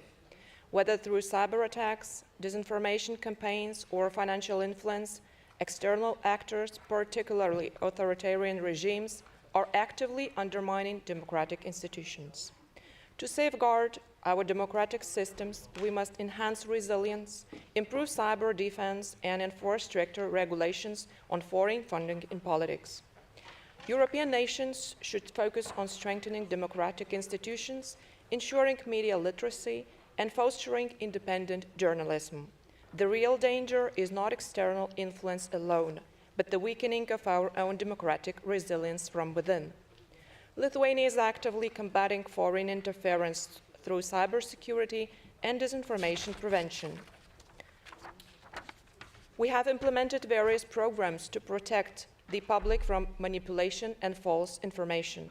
Government agencies monitor and analyze potential threats related to foreign influence in the media. We're also facing foreign influence during political campaigns. For example, Russia and Belarusian propaganda often attempts to influence Lithuanians' elections and political processes. So we remain vigilant, particularly regarding possible influence from Russia or other authoritarian regimes. As the EU member, Lithuania actively participates in international initiatives to combat foreign interference. We support European Parliament and European Commission efforts to control foreign disinformation and manage democratic threats. Resilience alone is not enough when foreign actors exploit vulnerabilities in our systems. Disinformation campaigns fuel polarization, making societies more fragile. The Council of Europe must implement stricter digital transparency laws and intelligence sharing mechanisms to combat hybrid threats. And proactive approach is essential for preserving European democracy. Thank you so much. Thank you. The next speaker is Mr. Gevorgian. Madam Chair, foreign influence comes when internal weaknesses are ignored. To stay relevant, Europe must face and overcome them. I see 5 such challenges. 1. Institutional fatigue. Many political institutions in Europe were unprepared for today's challenges. For years, there was faith in the stability of liberal democracy. Problems weren't solved, they were often ignored. Thus, interference becomes possible not just because of external intent, but because of internal weakness. 2. Shifting the blame. External threats are often used to cover up internal failures, poor governance, corruption, or disconnect from society. This may be convenient, but it's not constructive. So, blaming domestic crisis on foreign plots is a way of avoiding responsibility. It doesn't solve problems, it deepens public skepticism. 3. Social alienation. Too often, political elites dismissed those who didn't fit the liberal mainstream. These left conservative and patriotic views exposed to outside influence. That is why, where elites stop listening, others, even from outside, will step in to listen. 4. Trust as a strategic asset. Democracy rests on trust in institutions and public life. When that trust erodes, foreign influence becomes not just possible but effective. Accordingly, no security algorithm can protect democracy if citizens stop trusting the system, from within or from without. And 5, double standards. The West continues to actively use tools of influence today. Now, when others do the same, it seems a threat, but this is a mirror. Thence, if democracy wants moral authority, it must admit that influence can come not only from outside, but also from within, through overconfidence, insincerity, and lack of self-reflection. Thank you. Thank you to you. In the debate, I call next Ioannis Oikonomou. Thank you, Madam Chair, and I want also to thank and congratulate Madam Rapporteur for this excellent resolution. I will continue in Greek. Συζητώντας αυτό το πολύ ενδιαφέρον ζήτημα για τις εξωτερικές παρεμβάσεις και για το αν συνιστούν απειλή για τη δημοκρατία και την ασφάλεια, επιτρέψτε μου να ξεκινήσω με μια γενικότερη διαπίστωση. Ο κόσμος μας, έτσι όπως τον ξέραμε μετά το τέλος του Δεύτερου Παγκοσμίου Πολέμου, όπως διαμορφώθηκε μετά την πτώση του τείχους του Βερολίνου, όπως εξελίχθηκε μετά την επέλαση της φιλελεύθερης παγκοσμιοποίησης, σήμερα δεν υπάρχει πια, καταρρέει μπροστά στα μάτια μας. Και η εξέλιξη αυτή δεν έχει γίνει επαρκώς αντιληπτή από τις πολιτικές ηγεσίες. So, there is a technical problem which is preventing the interpreters from being heard. Και ενώ συμβαίνουν αυτά, whilst all this is happening,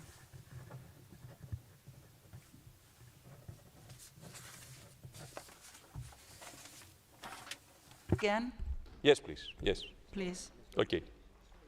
Συζητώντας αυτό το πολύ ενδιαφέρον ζήτημα. we are talking about a very interesting issue, the question of foreign interference and whether it constitutes a threat to democracy and security in Europe. May I start by making a general point in the world since the end of the Second World War, after it took shape after 1989, and following the phase of globalization, that world is now falling apart. That evolution was not fully understood by our leaders in Europe, or it was not sufficiently well explained to our citizens. And those facts are both very dangerous. But this process has been going on for a long time, and meanwhile, a violent conflict is a direct threat to our democracy. And there is this battlefield, which is the battlefield of information. Technology has led to an environment in which citizens are constantly bombarded by a huge amount of information at such an astonishing rate that it is impossible for them to process it. And there are the conspiracy theories, misinformation, hate speech, and attempts to divide us, and the discrediting of fundamental institutions in our society. Algorithms help people spread propaganda, and they identify their targets, and they manipulate information in order to achieve their ends. And this undermines the foundations of democracy and social cohesion. Given this grave danger, we must, as quickly as possible, take stock and act in order to tackle propaganda and misinformation with major information and awareness-raising campaigns for our general public on the use of internet and also how to use social media to face this threat. Democracy mustn't sink into censorship and authoritarianism. Democracy must counter these phenomena and aid its citizens, but it is important to understand that democracy must not fear freedom of expression. The freedom of expression is important because it helps us achieve truth. Thank you. Call next Mr. Ronan Mullen. Thank you very much, Chair. And in my time, I would like to stress 3 points: education, transparency, and balance. Regarding education, I want to endorse what my Icelandic friend and colleague Pamason said about the importance of digital literacy programs, particularly for young people. it is essential that we stress and value what our education systems can do, much more than what legal restrictions can do. In fact, I think we must avoid a censorious overreaction as we try to deal with these problems. Secondly, transparency. When I was previously on the Council of Europe, I criticised Mr. George Soros and the Open Society Foundation's funding of NGOs in Ireland in order to influence Irish public opinion around issues like abortion and the definition of marriage. And I supported, in places such as Hungary, calls for transparency around foreign fundings of NGOs. Now, not everybody would agree, but perhaps as we see now the increasing danger of foreign actors, particularly states and particularly Russia, as they interfere in a covert way, then we do realise that there must be transparency at all times about where money is coming from powerful state or non-state interests in order to influence debates and public opinion in certain countries. And I would say finally the issue of balance. This report rightly mentions and supports the Digital Services Act, and that act requires platforms to censor illegal content. But again, this must not become a pretext to undermine legitimate political and philosophical expression using particular countries' vague or overreaching laws. Laws, for example, are points of view that reflect Judeo-Christian traditions about the sanctity of life, marriage, are now finding themselves under pressure in what we would expect are democratic societies. So, yes, to challenging powerful actors, but no to the type of censorious overreaction that in the end would damage legitimate free speech. Let us remember that Article 10 of the Convention requires any restrictions on speech to be always proportional, precisely defined and necessary. Thank you. Now I call next Mrs. Madeira. The floor is yours for 2 minutes, please.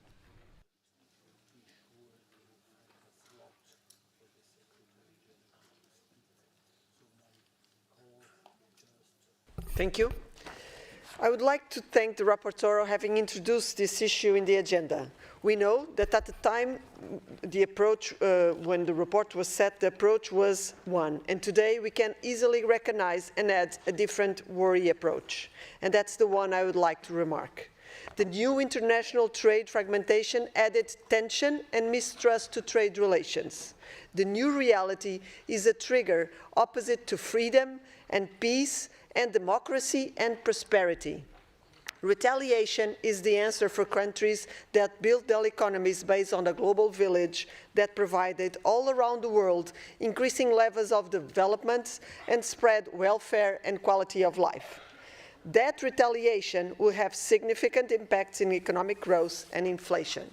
This will affect directly the more fragile economies and the more fragile consumers, the ones that are most exposed to vulnerabilities, as well as the new area of startups that was leveraged in the big market available to all. Can we imagine this back in the 2020 when all that we needed were in the antipodes where we are today? How would the world react? How could we have been able to overcome? We, at least I, assume that the end of the Cold War will stop anything different like these direct economical threats. We need to act together to not deliver a world that is rewinding to the dark age of protection, and the ones making the war are afterwards cherry-picking the more vulnerable economies and citizens among us to deliver an ideological turn point against democracies and trying to trade democracy for essential goods and services. Thank you. Thank you. I call next Mr. Płaziński.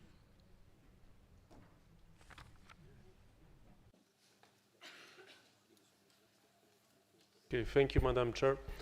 First of all, I wanted to strongly support Lord Falk's voice. Yes, it is time to use Russian frozen assets in Europe because we Europeans pay the price of Russian invasion on Ukraine every day.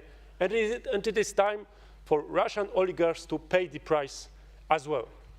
Secondly, my dear friends, in the article number 100 of this report of our repetitors, it is written that there is this expression that putting legislation that would provide this this need from NGOs to share information, which funds did they get from abroad, is something unnecessary. I think completely different. Just this year, we discovered in Poland that last year, and it was much more than 1 year, just from US aid, it was about 100 million zlotys coming to Poland, not for charity, my friends. It was for strictly political measures. And you could ask yourselves, come on, what is wrong with USA aid?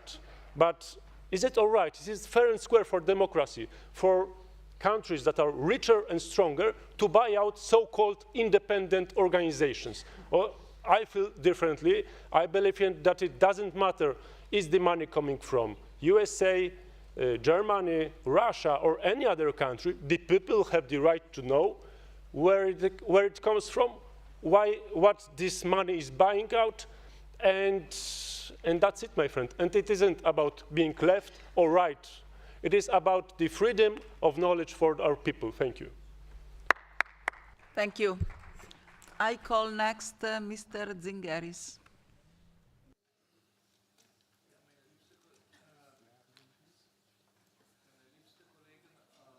Micro.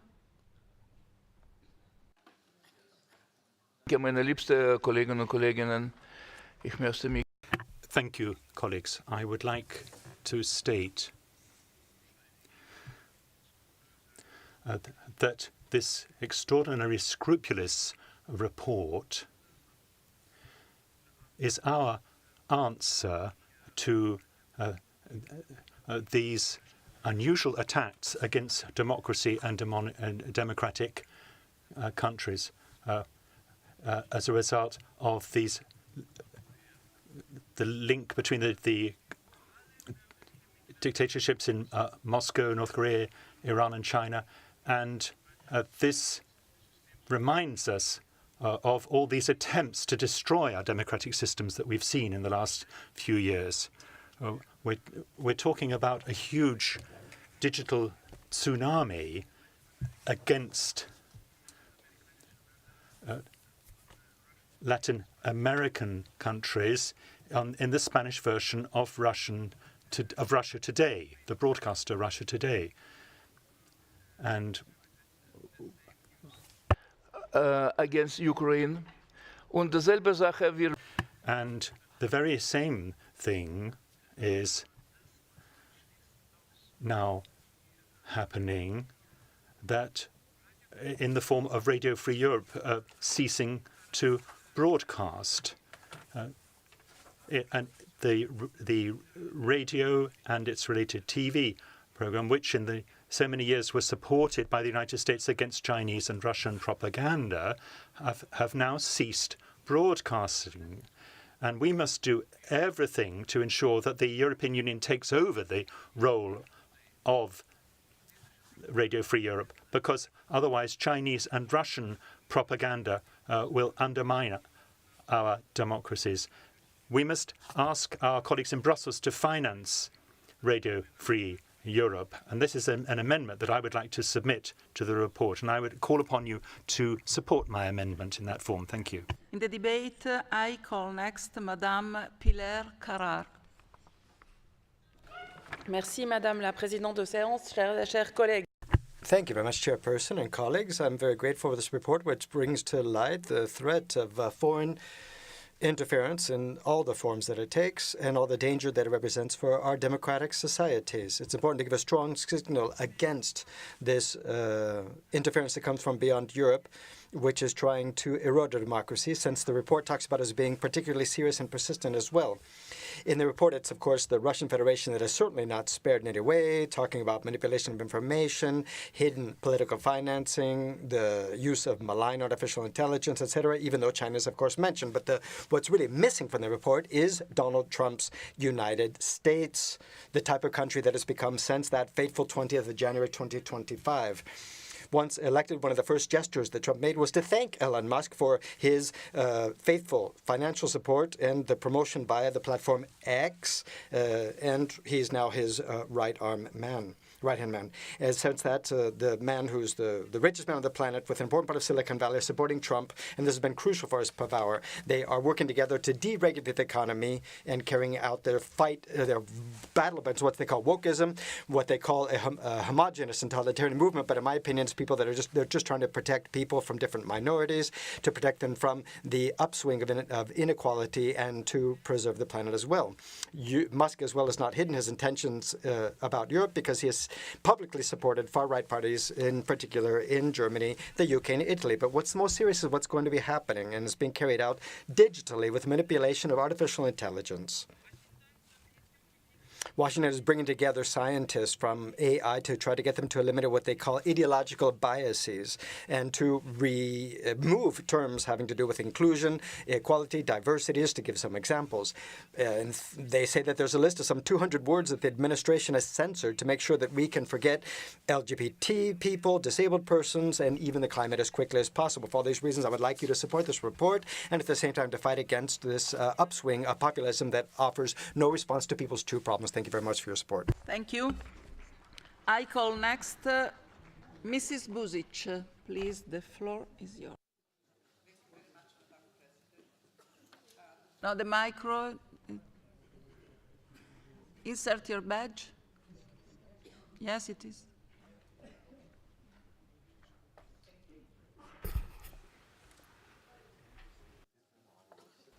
Hello? Yeah, okay. Thank you.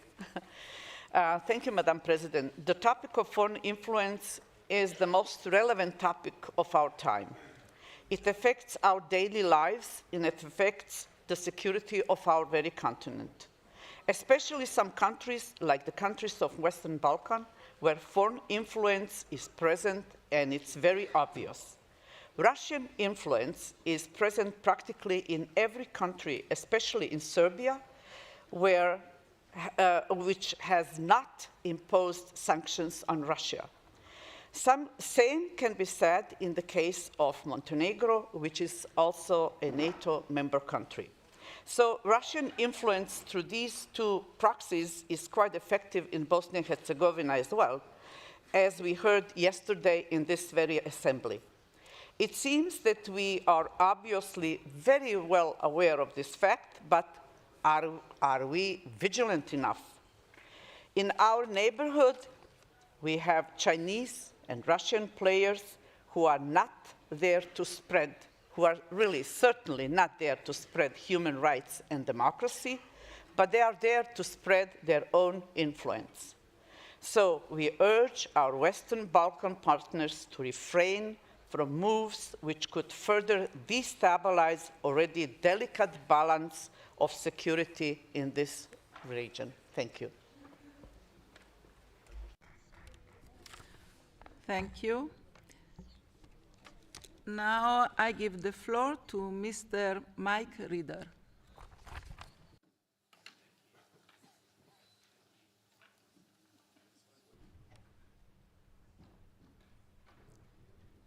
Wrong one, there we go. Okay. Thank you, Madam Chair. And distinguished colleagues, the report before us should alarm everyone who values democracy. We face a calculated campaign by Putin's Russia to undermine Europe through disinformation, financial manipulation, and by forcing influence over our democratic processes. Russia is running deliberate campaigns to corrode our democracies from within. In Eastern Europe, operatives pumped over $15 million into Moldova to buy votes, and they disrupted Romania's presidential election through digital manipulation. There is a systematic campaign to install proxy regimes on Europe's eastern flank. And in the West, they financed political parties in France and interfered in German politics. And we'd be dangerously naive to believe that the threat stops at the English Channel. The United Kingdom is considered a top target for Russian influence operations. This threat crosses all domains: cyber, finance, and disinformation. Foreign interference targets our social foundations, trying to transform our democratic pillars into vulnerabilities. I fully endorse the recommendations of this report. We must We do need a united response. We must enhance digital literacy amongst our citizens. We must demand transparency regarding foreign political funding and lobbying, and we must develop a comprehensive cyber resilience framework. Most critically, we must also work as one united Europe to present a united front to Putin. Protecting democracy means ensuring that is more than just ensuring votes are cast. It means we must ensure and protect the conditions under which those votes take place. If we fail to act decisively, we risk losing our democracy's foundations, our nation's sovereignty, and the integrity of the European democratic project. The risks of inaction are simply too great. Thank you. Thank you. I call next Mr. Grass. Merci, Madame. Thank you very much, Madam President. Colleagues, foreign interference is a threat to our democracies. This is something that's become only too clear since the Russian invasion of Ukraine. The attacks against our democratic institutions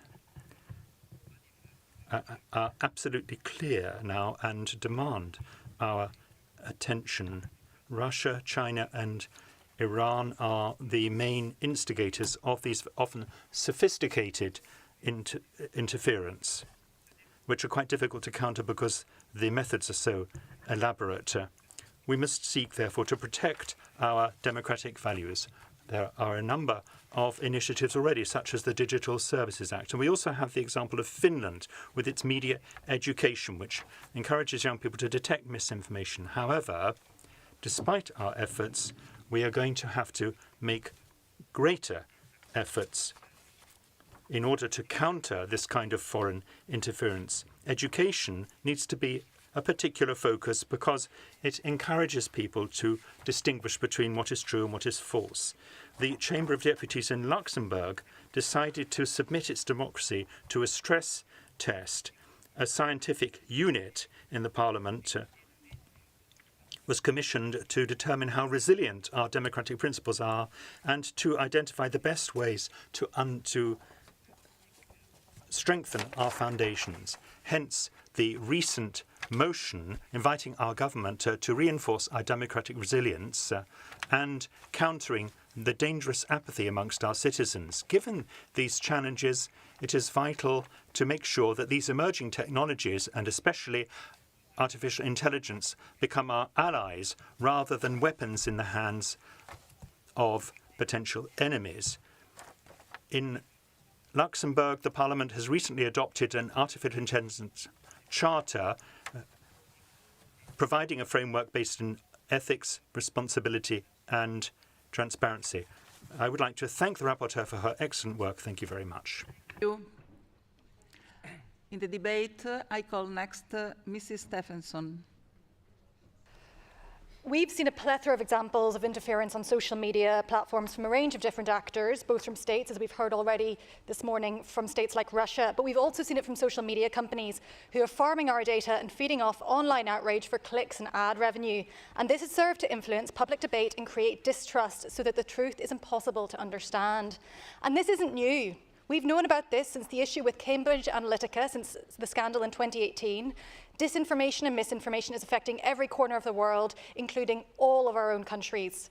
And this very much has a disturbing impact on political dialogue and elections and has contributed to greater societal polarisation and division, particularly in relation to issues around freedom of expression and equality. And there is a really important role to be played for our traditional media and social media companies in relation to taking proactive steps for fact-checking in real time to provide support for stronger trust, public trust and accountability. Failing to fact-check or treating it as an afterthought creates a space for conspiracy theories, erodes faith in democratic institutions and leaves the public vulnerable to exploitation. And by the public, I also mean ourselves. On the other hand, transparent fact-checking with clear sources, clear methodologies, it empowers citizens and supports a healthy, functioning democracy. We need greater regulation of social media companies and traditional media outlets to compel them to fact-check so that we can start to rebuild public trust in media and information. The fact is that social media companies will not do this on their own volition. They must be compelled with strong regulation and legislation. So we do need to urgently take remedial action. We risk further undermining our democratic principles of transparency, of free and fair elections, and we risk further undermining public trust in our institutions. Gamila Margaret, Madam President. Thank you. I call next Mrs. Vokshi. Dear Madam President, I congratulate Ms. Kalina Lukashevska for her work and the resolution. It raises some threats very often invisible we face today, no longer abstract. Disinformation, foreign interference, and algorithmic and digital manipulation, which lately more and more is actively targeting electoral system, especially in fragile democracy like those in the Western Balkans. Democracy is under attacks from outside and from within. What Mr. Mullen mentioned before about the financing of Soros Foundation is true for Albania as well. The Foundation has been drafting and involved in implementing the justice reform, election reform, and all other important reforms. Transparency and analysis of those reforms should be done urgently. Those reforms have worsened the democracies in Albania. People are not getting justice. One case in court takes 15 to 20 years, and based on OSCE OD report, elections are not free and not fair. We are entering in elections with no recommendation implemented. We have witnessed in the past the misuse of application activity used by Socialist Party every election for propaganda, manipulation, voter behavior, intimidation, public civil servant, silence opponent. The situation is even more dangerous when compounded by endemic corruption, poor rule of law, and centralization of power. We need a plan that extends beyond EU borders and protects candidate countries like Albania, Moldova, Georgia. And I agree what was proposed by a colleague, that this plan should fit into integrated plan.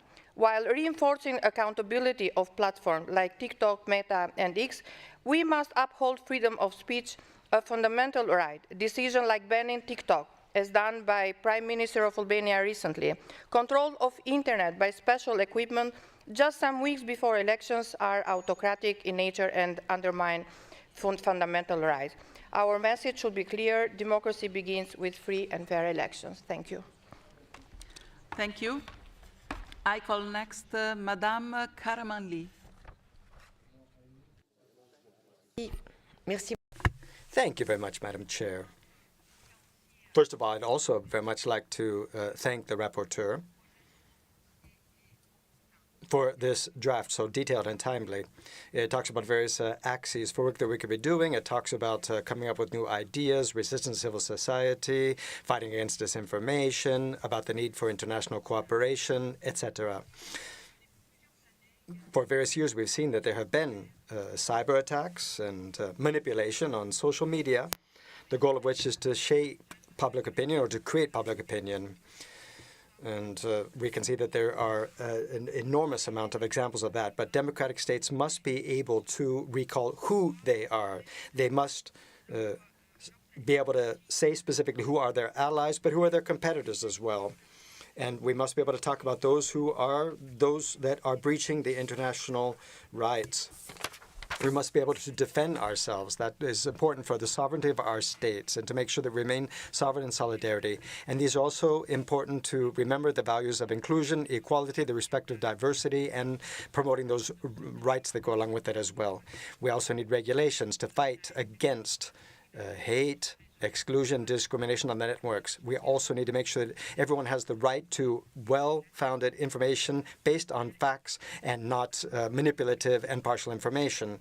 Education, digital education is very important. You mentioned that as well, Madam Rapporteur, but I also think that the opinions of experts as well are essential as well, and sometimes represent the only necessary opinion that people have access to. So I would very much like to, I'll be supporting your report, and I would call on you to go even further. Thank you very much. Thank you. I call next Madame Alcobe. Merci, Madame la Thank you very much, Madam President. Ladies and gentlemen, it is a pleasure for me, as a member of the Andorran delegation, to take the floor for the first time in this assembly. Foreign interference is something that we should be viewing as a threat to democratic security. We can see that it is digital tools and our social media that are the vector for this kind of foreign information, this kind of foreign interference.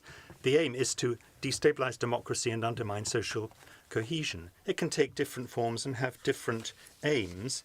It can seek to capture our elites. It can seek to provide politics with concealed funding. It can seek to undermine the truth and to manipulate our news and promote corruption.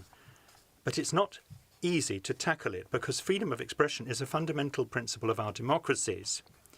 And also because the digitalization of our societies makes it easier to spread information without there being any quality control. What can we therefore do, in my humble view, and I'm talking from the point of view of a small European state, we must work together because nobody can do this on their own. We must seek to promote the integrity of our information ecosystem rather than seeing the constant increase in the amount of content. We must encourage states to work together to promote transparency and the integrity of legitimate activities to counter foreign interference. I'm thinking in particular of the Reykjavik principles. We therefore need a transparent, responsible and pluralist approach to sources of information in keeping with human rights norms and which promote the freedom of expression, association, demonstration and freedom of thought and religion. We therefore need to develop political responses to foreign interference. We are a small country, but we are very proud of being at the forefront of the combat in favor of democracy, and you can count on us in this struggle. Thank you. Thank you. I call next Mr. Fernandez. Merci, Madame la Présidente. Thank you, Madam Chair. Thank you, Madam Chair. Foreign interference is, of course, a serious threat for European democracy, and if we want to protect ourselves, we must be based on principles that are clear and universal in nature, but this report does not fulfill those criteria because it adopts a selective partisan approach focusing almost exclusively on Russian interference, while not mentioning at all interference, which is well documented from member states of NATO, United States, European states. Who can forget the role, for example, of the United States in the coup d'etat with Pinochet in 1973, or the intervention in Iraq in 2003 with the false pretext of weapons of mass destruction? Who can forget the role that the Troika and the European Union played in the democratic and sovereign processes in Greece? How to forget about the role that's being played by Elon Musk in the most recent election as well? Just a few months ago, didn't we have here in this very hemicycle Julian Assange, who talked about the involvement of states that call themselves democratic in horrible crimes, showing that in France, for example, we see that the American National Security Agency has been listening to 3 French presidents between 2006 and 2013. How can we accept that our institution not be clear about and deal with these threats facing the world? We must not accept such double standards. Yes, of course, we must speak out against foreign influence or interference when it comes from Moscow, but we must not forget to do the very same thing with the same strength, the same vigor when this interference comes from Washington or when our states themselves are the actual agents, the ones responsible. Any other approach would not be dignified of this assembly. Okay. Thank you. I call next Mr. Kamelchuk. Mr. President, distinguished colleagues, esteemed members of the Parliamentary Assembly of Council of Europe, I address you today regarding a critical issue highlighted in the recent report by the Committee on Political Affairs and Democracy, the growing threat of foreign interference in our democratic institutions. Russia's role in this has been particularly destructive because Russia continues its sustained campaign in hybrid warfare using disinformation and manipulation to divide European societies. This threat is not theoretical for Ukraine. It is our daily reality. Since 2014, Ukraine has been subjected to the Russians' attempts to destabilize our country through these very tactics. These hybrid attacks on Ukraine are not just a regional issue, but a challenge to the security of Europe as a whole. Ukraine has been on the front line of this struggle, not only resisting Russian aggression, but also defending European democratic values. We recognize the importance of strengthening Ukraine's democratic institutions and civil society as the report calls for. We are determined to build a resilient democracy, but we cannot do this alone. Ukraine needs continued support from its European partners to ensure our institutions remain strong and capable of withstanding external threats. We need to impose sanctions and legal tools to counter foreign interference. This is vital for isolating aggressors and holding them accountable. We strongly support these measures as they directly contribute to defending the sovereignty of Ukraine and the security of Europe. You cannot fight a fire with silence. You cannot protect democracy by ignoring its enemies. Europe must act, not with fear, but with clarity and unity. The cost of inaction is far higher than cost of preparedness. Thank you. Thank you, Mr. Kanchuk. I will now interrupt the list of speakers to move to the next agenda item. We will continue the debate at this afternoon sitting. I want to remind you that the vote is in progress on the judges to the European Court of Human Rights, and we are electing a judge. The poll will close at 1 p.m. Those who have not yet voted may still do so by going to the area behind the President's chair.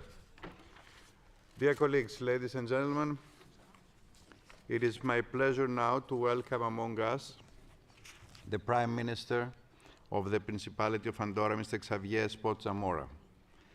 Dear Prime Minister, thank you so much for joining us today and for agreeing to this exchange of views. Dear Prime Minister, Andorra became a member of the Council of Europe in 1994 and held its first chairmanship of the Committee of Ministers from November 2012 to May 2013.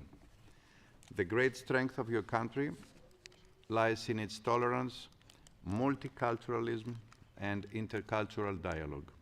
In Andorra, the organization of education through three systems, Andorran, French, and Spanish, fosters cultural enrichment and preserves national identity. Andorra has a 100% literacy rate. School is free, and students are multilingual. We all envy you. In today's world of increasing tensions and polarization, the Council of Europe and its main institutions may find inspiration in examples such as Andorra's in order to establish and reinforce the foundations of democratic coexistence. I would once again like to thank you for taking the time to engage in this dialogue with us, and without further ado, I would ask you to take the floor. Thank you.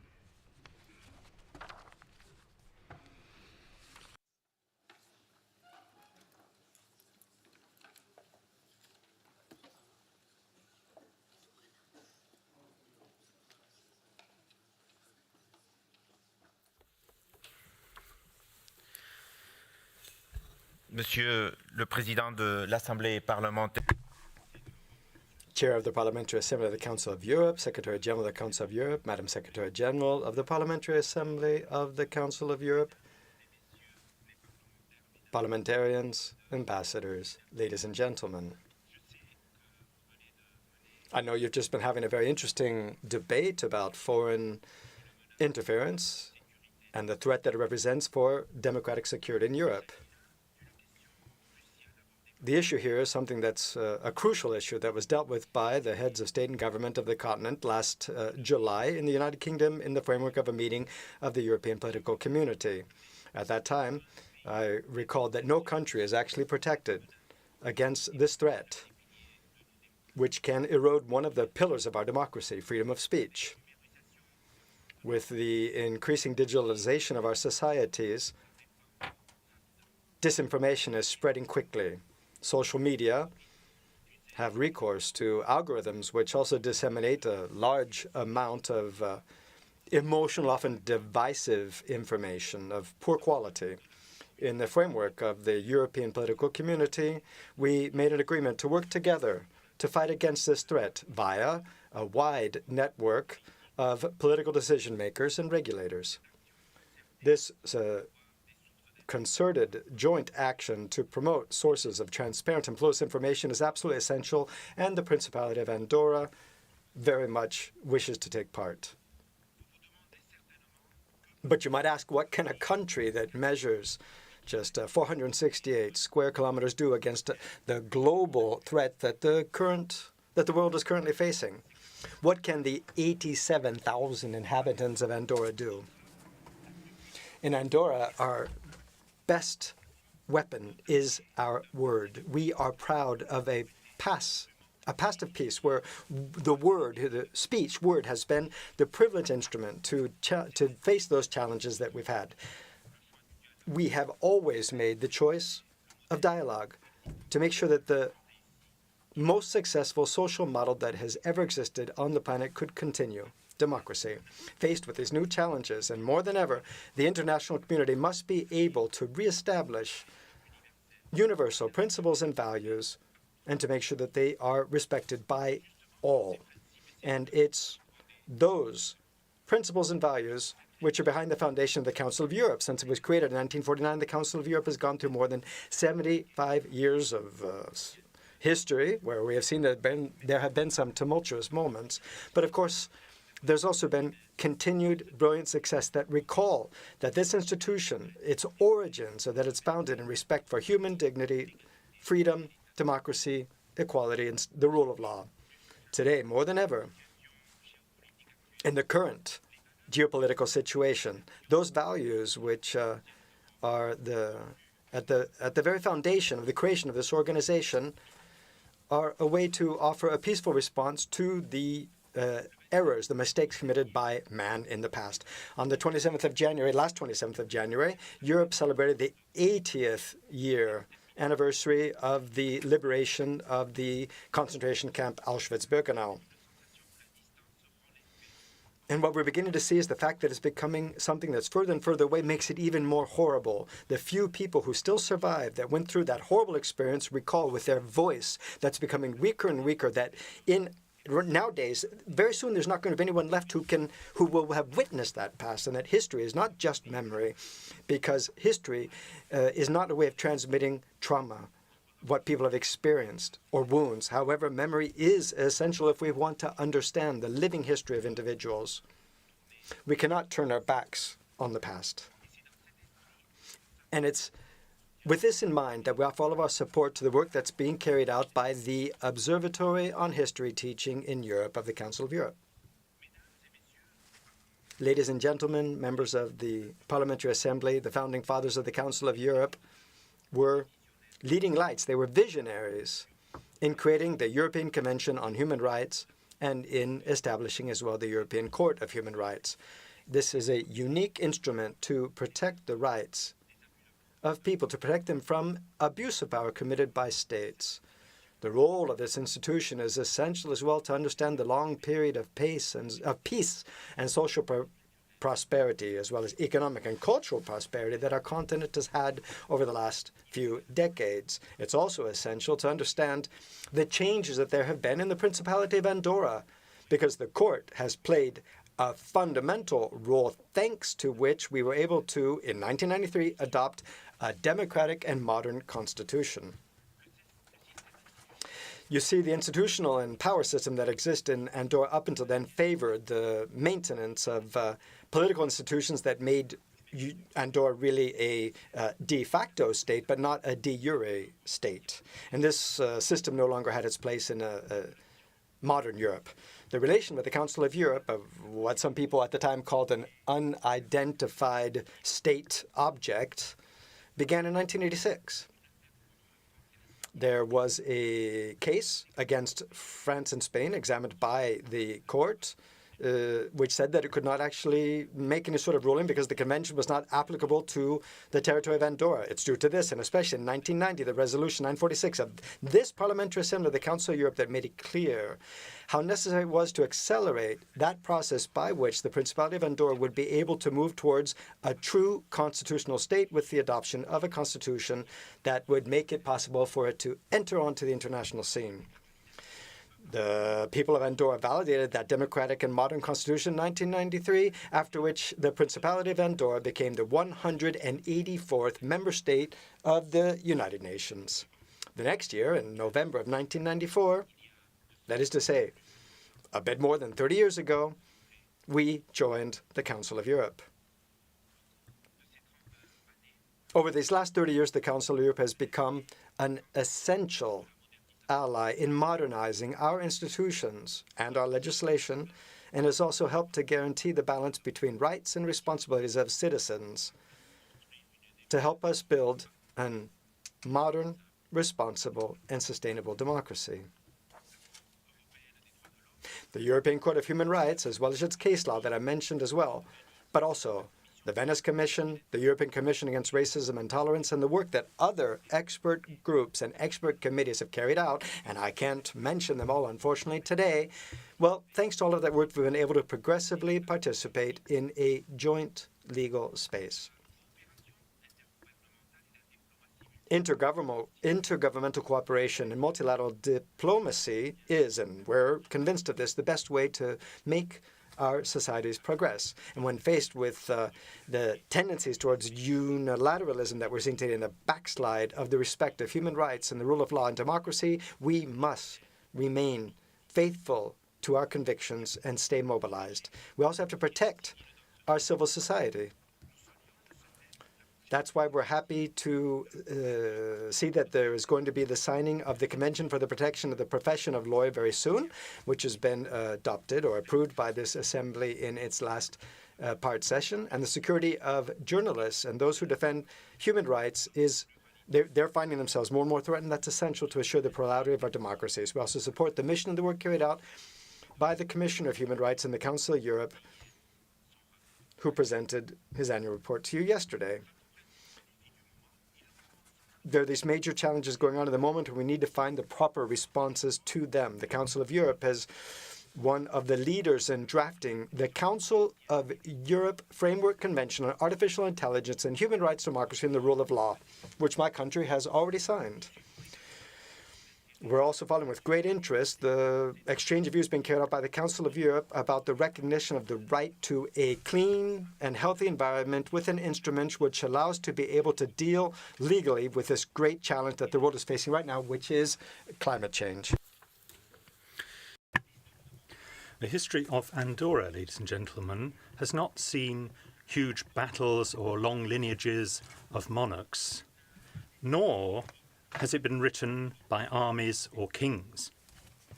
The history of Andorra is the result of the ability of rural communities to organize themselves, starting in the Middle Ages, agreements between feudal landowners, relations between the co-princes and self-government institutions, and also the fact that the people of Andorra have persevered. They did this in an almost isolated mountain territory with a tough climate and built a unique political system over the centuries.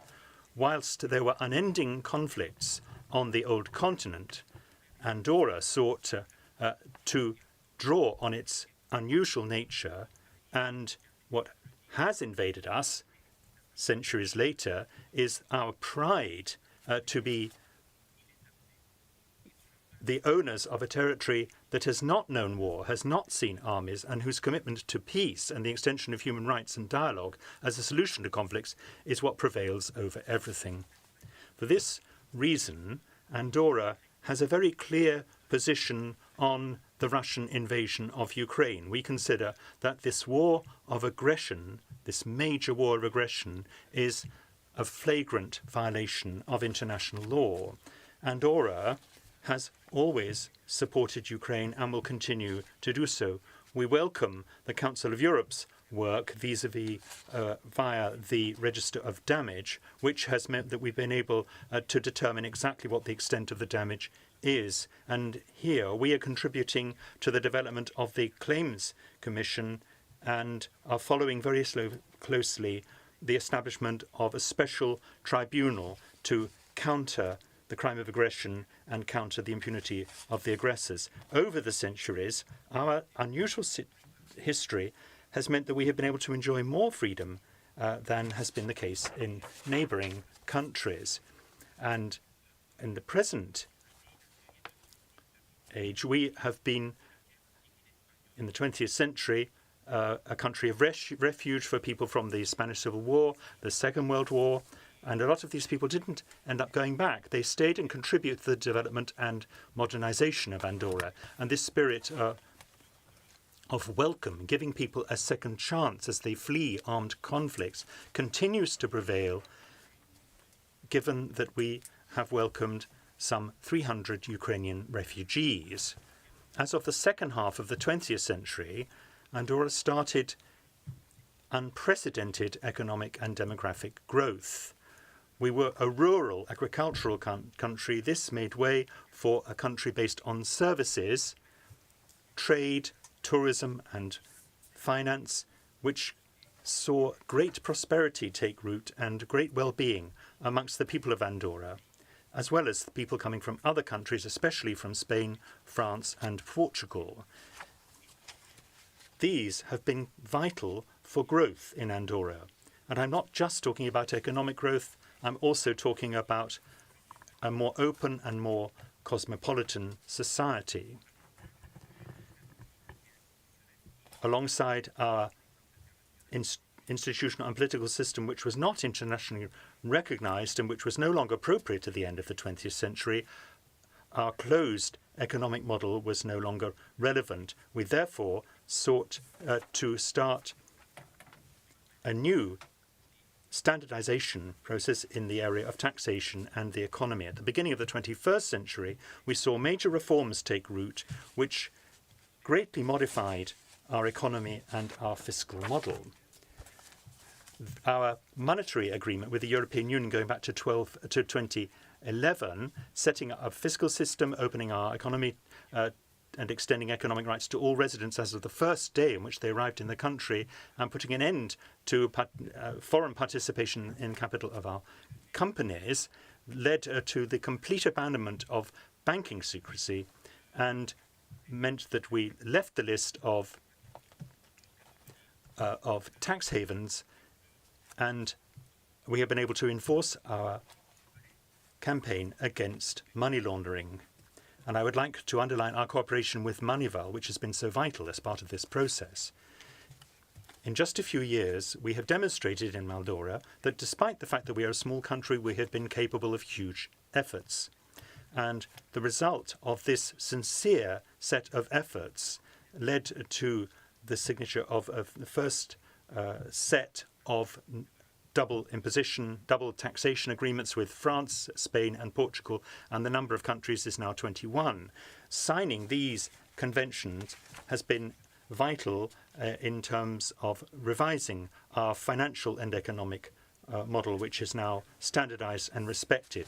In 2020, under my government, given the pandemic at the time, we became a member of the IMF, and this is an organization which now identifies us as one of the strongest economies in the Eurozone. At the same time, Andorra has become a member of the Council of Europe's Development Bank, and this has facilitated the funding of modernization and digitalization projects in our public administration, and also helped us set up a national cybersecurity agency. Ladies and gentlemen, the challenges that small countries have to take up are not necessarily specific or unusual, as one might think. Andorra seeks to give better opportunities to its young people, to find a balance between growth and sustainable development, to attract high added value sectors, diversify its economy and increase our social welfare and our security, and to continue to provide high quality public services. These are the most important challenges that we need to take up. And understanding and support and the involvement of our surrounding European environment are vital to us. Andorra and the European Commission have completed negotiations of an association agreement that will mean that we'll be able to consolidate the relationship which goes back to 1990 and the customs agreement with the European Union. We hope that this association agreement will soon be validated by the European Council. And then Andorra will hold a referendum.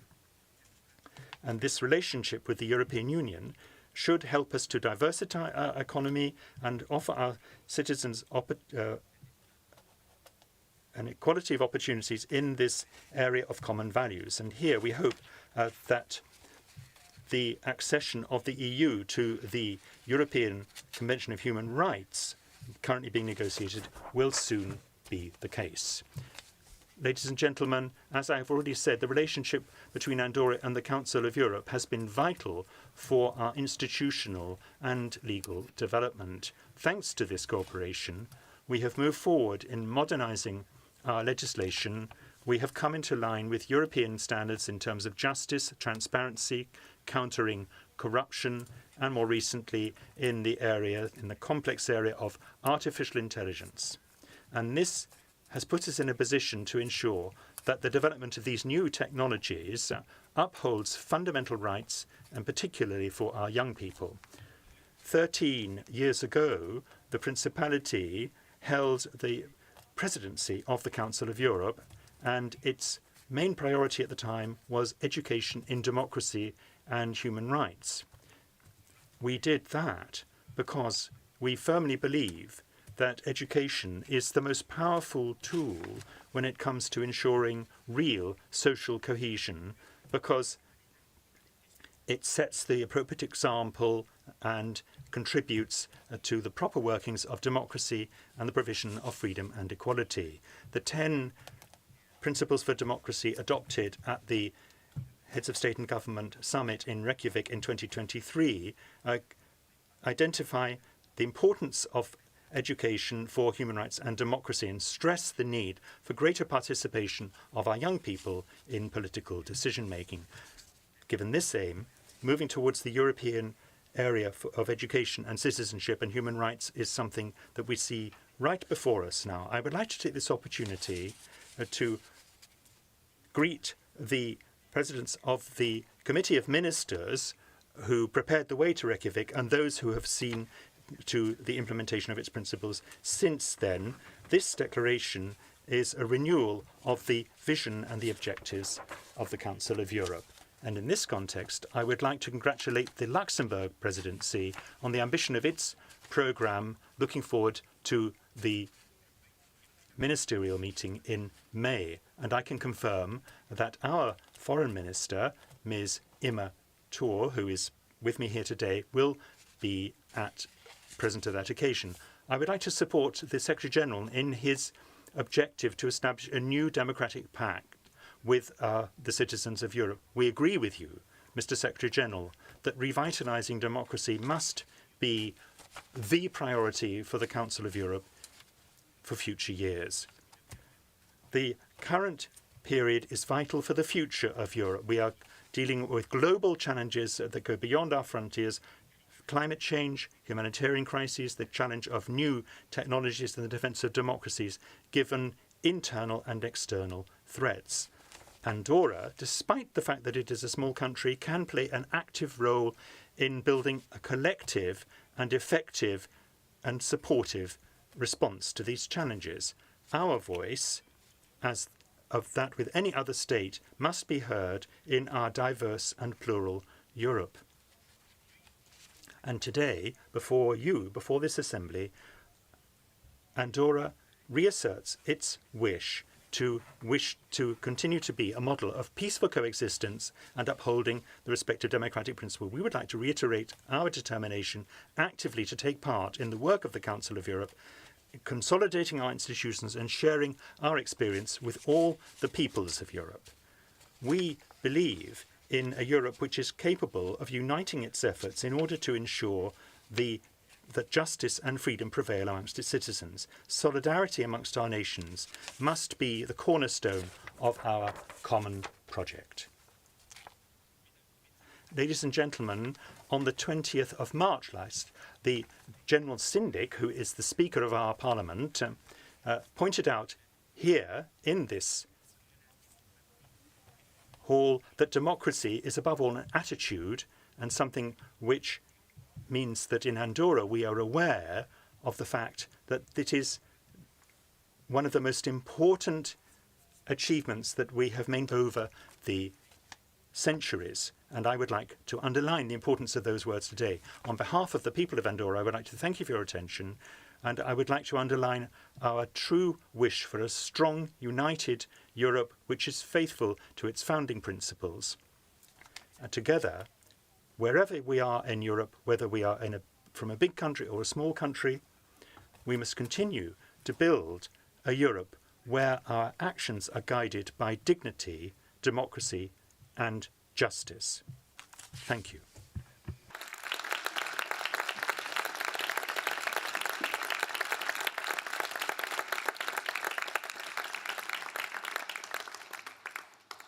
Thank you. Thank you very much, Mr. Espot Zamora, for your most interesting address. Members of the Assembly have questions to put to you, and we will first hear questions from the speakers on behalf of the political groups, and then hear a response from Mr. Espot Zamora to those questions. I remind them that questions must be limited to 30 seconds and no more. Colleagues should be asking questions and not making speeches. I will start with Annika Strandhal on behalf of the Socialist Democrats and Greens. Thank you. Prime Minister, Andorra remains one of the last countries in Europe to uphold a complete ban on abortion, a policy under which women risk arrest and imprisonment for up to 3 years for seeking to terminate a pregnancy. For over 14 years, successive governments have spoken of imminent change, yet the legislation remains unchanged. How does your government justify this stance in light of modern international human rights standards and the principles of gender equality? Thank you. Thank you, Annika. Prime Minister, would you like to respond?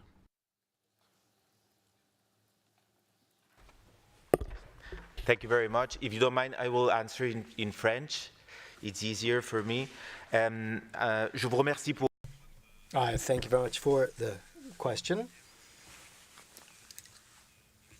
The issue of abortion in our country is a very delicate issue. It's something that must be analyzed, dealt with, not only from the point of view of gender equality and women's rights, but of course you also know that there's an institutional involvement in that. We have something I mentioned in my speech. We have a long history of democracy and peace and independence as well, which has been supported as a consequence of our particular institutional structure. We have two co-princes. That's been the case for over 8 centuries. Indivisible, equal, the President of the French Republic and the Bishop of Urgell. You know, the Bishop of Urgell represents the Catholic Church, aside from also being the head of state of Andorra. So from this perspective, one can understand that any reform carried out, and we are very much committed to do so, must be made compatible with that objectives that I mentioned before. Obviously, we want to move forward with women's rights. We would like these progress to be made as ambitiously as possible, but at the same time, we want to be able to maintain our institutional structure. So with this perspective, we are working right now on this, carrying out fruitful debates and exchange of views with one of our heads of state, with the Bishop of Urgell, but also with us to try to find creative solutions that will lead to this compatibility. We're working on depenalizing abortion. That would be approved before the end of this legislature. I'm convinced of that. And I've taken this commitment myself as well to make sure that this would be done. It will be done.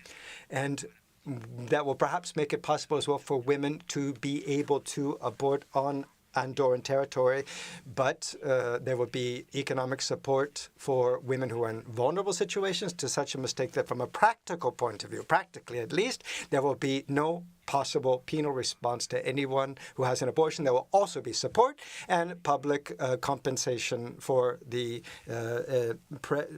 expenses made so that all Andorran women can have abortions if they want to. Thank you. Next is Mrs. Belen Hoyo on behalf of the European People's Party. You have to insert your card first.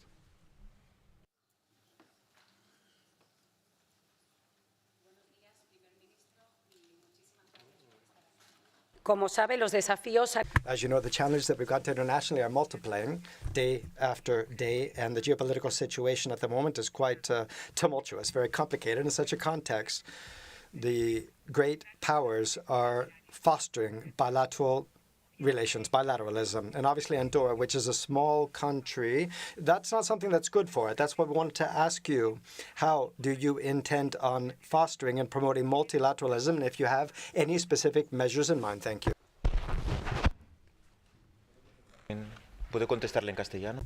Can I answer in Spanish, asks the President. Thank you very much. I'll do so then. Thank you very much, Madam Parliamentarian, which I think is a very interesting question. These are, of course, complex times, as I mentioned in my speech. Geopolitical moments where it seems like a multipolar global order is being built, where sometimes multilateralism doesn't seem to be quite fashionable anymore. Not as much as it used to be, but in any case, my country has no doubt about the fact that the best way to preserve peace and, above all, sovereignty and our independence and the idiosyncrasies that all countries that are part of this global order, well, that's via multilateralism. So have no doubt that indeed Andorra will continue to work actively towards multilateralism, despite the fact that we have limited resources. I mentioned before, we're just over 400 square kilometers, 87,000 inhabitants. Despite that, we will make all effort, do everything we can, everything within our reach to make sure that we are active in organizations such as the Council of Europe that very much defend our common values. And one of those values is indeed, of course, multilateralism. That's why Andorra as well, and hopefully we'll have the chance to talk a bit more about this later in other questions. Andorra wants to work more in the work that it does with the European space. That's our natural space. We are very much an enclave within the European Union, an enclave between France and Spain, two countries with which we have good relations based on our being neighbors, a friendship. Nevertheless, these are relations that we also need to make even closer. And this is something that I mentioned in my speech, that over the last 10 years we've been working on shoring up our relations with the European Union via this association agreement, an agreement thanks to which we'll be able to progressively and more structurally participate in the common market and making sure that we can preserve our special characteristics. Thank you. Thank you. Kasper Plazinski on behalf of the European Conservatives, Patriots and Affiliates. Yes, thank you. Prime Minister, you've just spoken about friendship between Andorra and France. And you know very well that the exclusion of Le Pen in the presidential elections was possible only because of the French Constitutional Council that decided it before even the final judgment. The Council decided it 3 days before Le Pen's first instance ruling, and the chairman of the Council of French Constitutional Council is Richard Fernand, who just 4 months ago was member of Macron's party authorities. Please tell me, Mr. Prime Minister, would that kind of opposition execution would be possible in Andorra? Thank you. Prime Minister, would you like to respond? Je vous remercie de... Yes, I would like to thank you for your question, Mr. Parliamentarian. Now, you've talked about events in France. I'm therefore going to reply in French, if I might. You will understand that as head of government, as Prime Minister of Andorra, it is not appropriate for me to express opinions about the domestic political situation in France, especially given that we're talking about decisions which were verdicts from a court.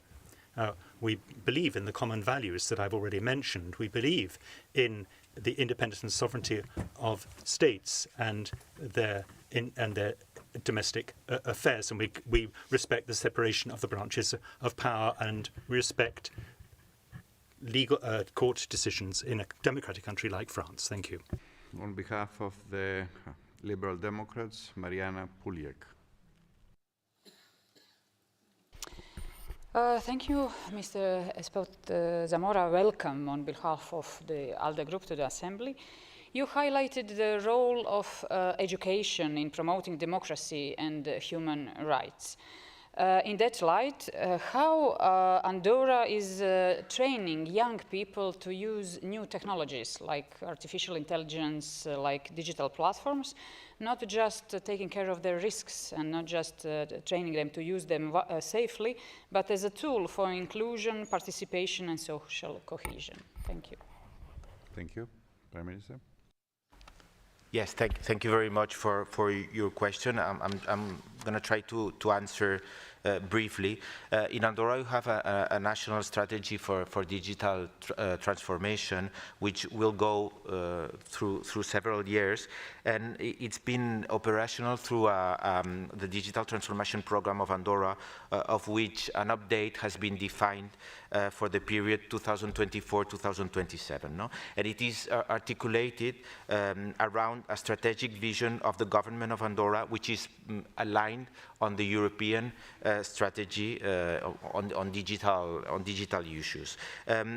This digital transformation program is configured around different strategic lines, and one of the lines is precisely citizenship and digital rights, ensuring that digitalization of society develops in a sustainable way, bearing in mind the different digital capacities of citizens and their rights and the environmental impact of digitalizations.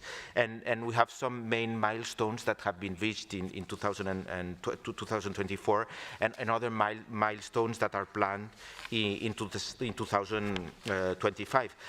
Precisely on citizenship and digital rights. In 2024, we have defined the foundations to advance the improvement of digital well-being of children, of young people, with the definition of an action plan and national advice on the protection of children online by the ETU. No? And the comprehensive plan for good use of technologies in education has also been defined, and a new training in digital skills has been launched for our citizens. Thank you very much. Thank you. And now on behalf of the United European Left, Laura Castel. Thank you, Chair. Senyor Espot, m'hagués agradat poder-li parlar en català, però no pot ser. But the media has recently uncovered the scandal of relations between the former Andorran government, of which you were a part of, and the Spanish secret services, which aim to interfere and violate the rights and freedoms of Andorra and Catalan citizens and companies in an attempt to involve some politicians in a plot. Regarding this issue, have you taken or do you plan to take measures to repair these violations of rights and financial damage and to bring Andorran policies into line with the European Convention of Human Rights? Gracias, señor Espot. Would you like to respond? Molt bon dia. C'est avec grand plaisir que je... It is a pleasure for me to answer your question. I'm going to do it in French, if that's all right with you. My sense is that I need to be extremely rigorous in answering this question, because I get the impression that we're muddling things up. I cannot reply regarding possible relations that the Spanish police or the Spanish government may have had with certain individuals. What I can say, and you mentioned this, I was Minister of Justice in 2014 and 15, during the time that you refer to, and what I can say is that my government did what it was supposed to do, what it had to do. The government of Andorra found out about a note from the United States Money Laundering Agency for the first time on the 4th of March 2015, and for the first time became familiar with the contents of this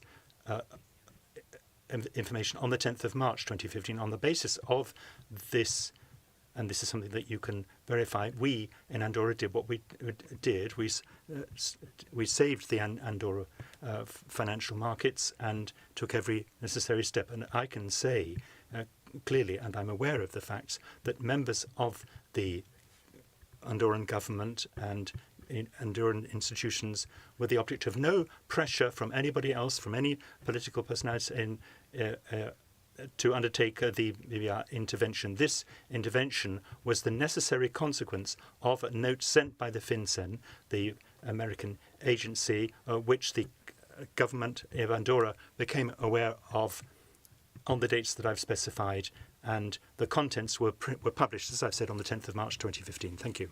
This was the questions on behalf of the political groups, and now I will give the floor to my colleagues who are in the speakers list.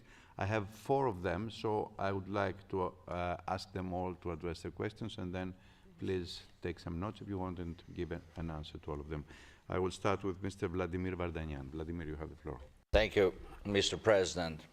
Mr. Prime Minister, Andorra is a country which is a Council of Europe member, which is surrounding by the EU countries, but not being a member of the European Union. You already mentioned you have started negotiations with the European Union on an association treaty or agreement, and Armenia also declared that it would like to be as close to the European Union as it might be possible. So I would like to know your opinion. My question is the following. What do you think? How Andorran experience might be useful for other countries, including Armenia, on this perspective? Thank you. Thank you, Vladimir.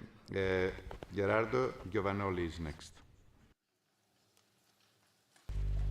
Grazie.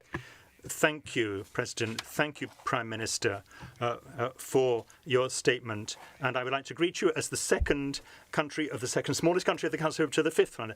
And this seems like a competition, but of course we're both beaten by Monaco in this competition, which is the smallest state. I would like to ask you about the relationship between small states and multilateral organizations, because these have been undermined recently. There is one class of state that needs respect for international rules and diplomacy, and that is small states, because we don't have armies and we don't have economic power, but very often the quality of our life and the proper human rights respect is upheld in our small states more than elsewhere. Thank you. Next. Gracias, Presidente. Señor Espot. Thank you very much, Chairperson, Mr. Espot as well. I do want to come back to it, but in Andorra, abortion is illegal in all circumstances. There are no exceptions, including when there's been rape, when the fetus is deformed, or when the mother's life is at risk. And this is a problem of human rights that actually separates from the democratic principles that are valid in the rest of Europe. And this forces women in Andorra to move to other countries to have an abortion. In Catalan in 2023, it was 142 women who did so. So for that reason, under what circumstances do you plan on implementing the free and accessible abortion in Andorra, and with what timeline? Pisco is next. Paolo, long time no see. Where are you?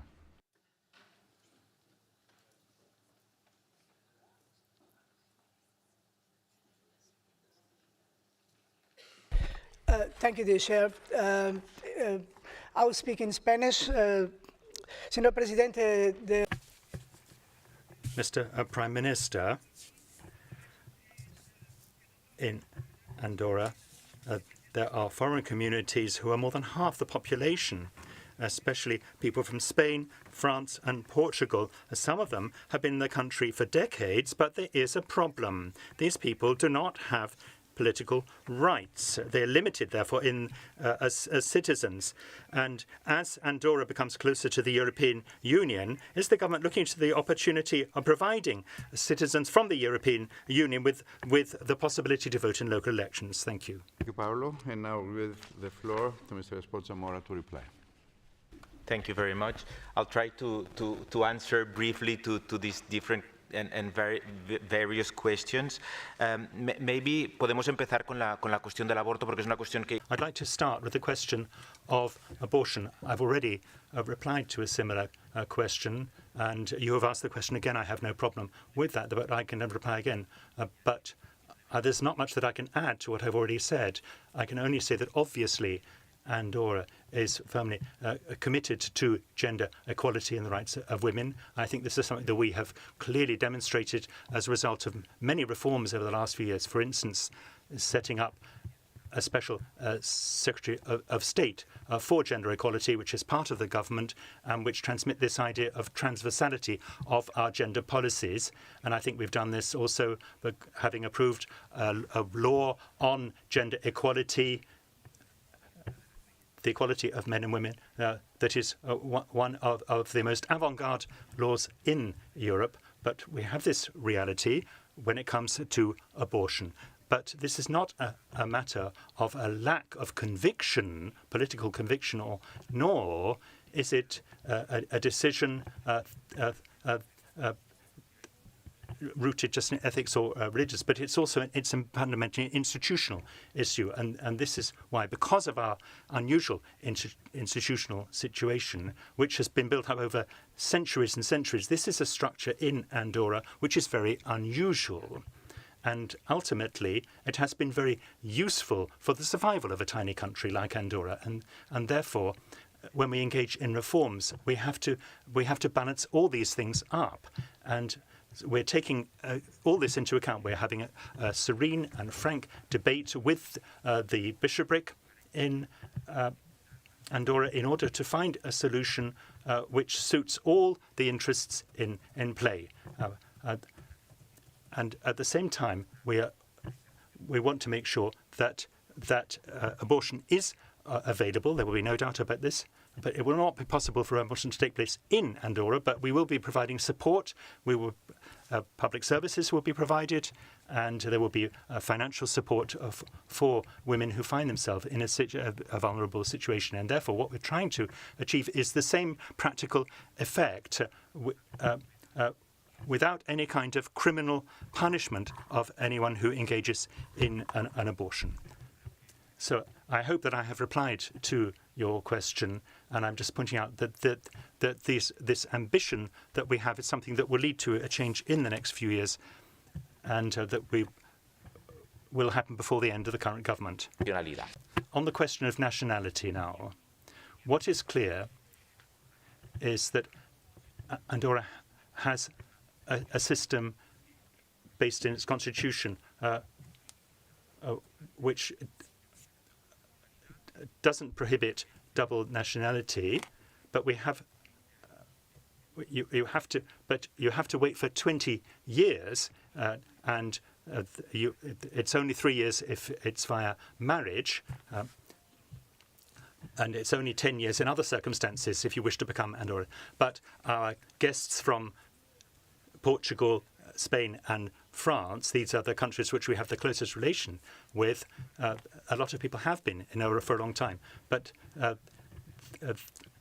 what I'm saying is that our rules, compared with other microstates, are some of the most flexible. And I'm saying this because ultimately the question of dual nationality and access to nationality is not something that you can deal with in the country when half the people in the country are where there are only 80,000 of us, 87,000, and if we were to have a dual nationality, 90% of our citizens would have dual nationality, and therefore the Andorran nationality wouldn't really have any value. It would just be symbolic, completely different from Spain, France, and Portugal. And therefore, from this point of view, we need to take into account the specificity of Andorra. And naturally, we need to make efforts vis-à-vis citizens from other countries, and we are going to commit to changing our nationality law to make sure that we're not talking about 20 years. We're going to talk about a shorter period, and that there may be a key which can be acquired over the 20 years. But what is clear is I would like you to take into account that access to nationality and the prohibition of dual nationality is something that reflects the reality of a small country where essentially Andorrans will end up being the minority, and we need to take this into account. So we have Juris, but Jus Soli as well, and the important thing is that Andorran nationality if we were to allow a comprehensive dual nationality, Andorran nationality would no longer be meaningful, it would just be symbolic. And I'd also like to reply to another question, that part of this issue is something that we will resolve via the association agreement with the European Union, because this agreement will give us the opportunity to offer extra rights when we're talking about member countries who will become associated with Andorra via the association agreement. And I think that many of these problems will simply disappear.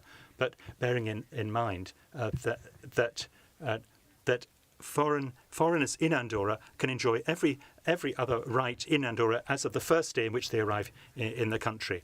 And on the association agreement.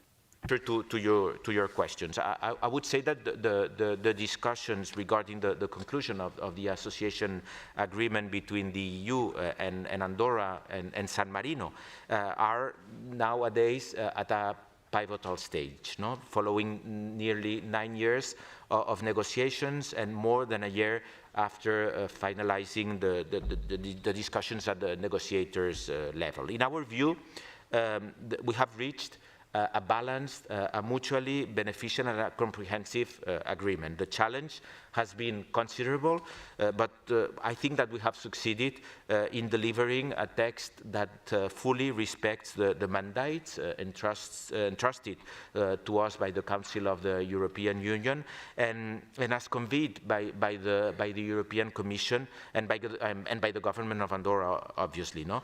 The aim of the association agreement is that Andorra can fully participate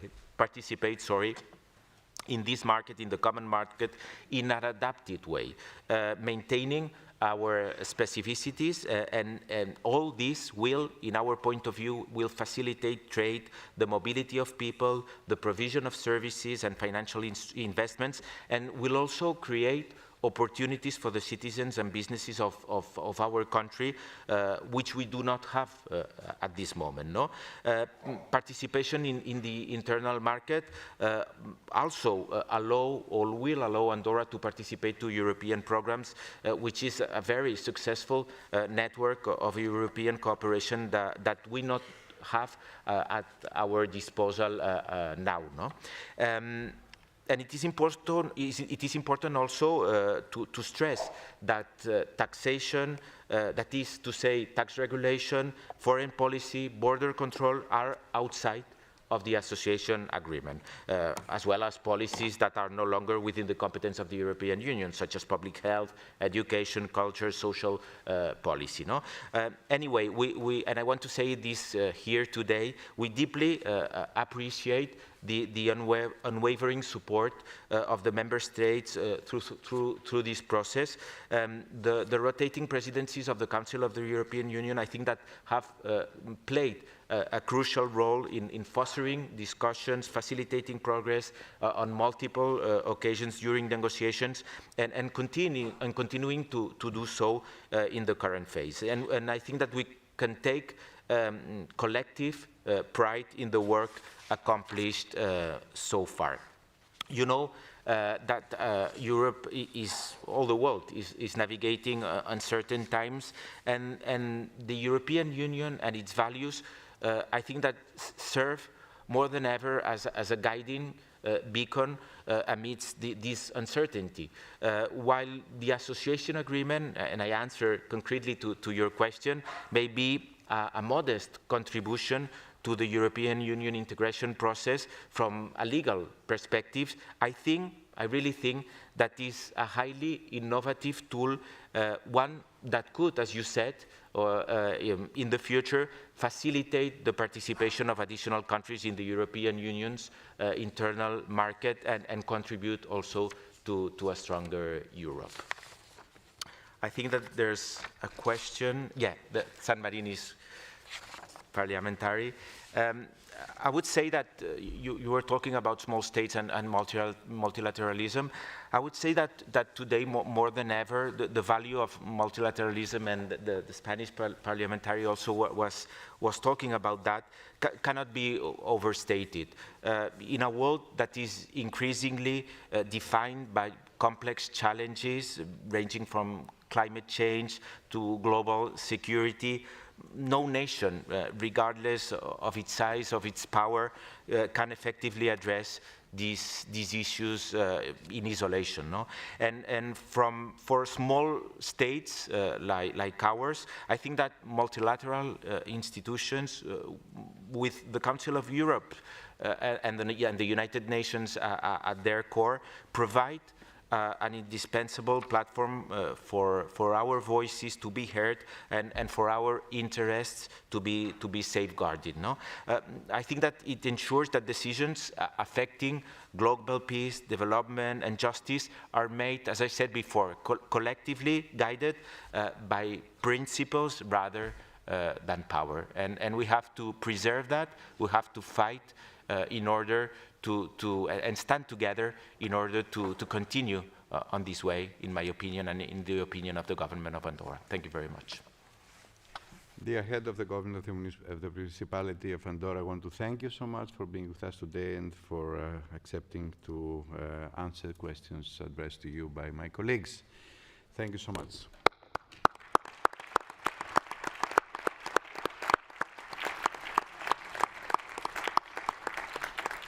Dear colleagues, the ballot for electing a judge to the European Court of Human Rights is now closed. The counting of votes will take place under the supervision of the tellers.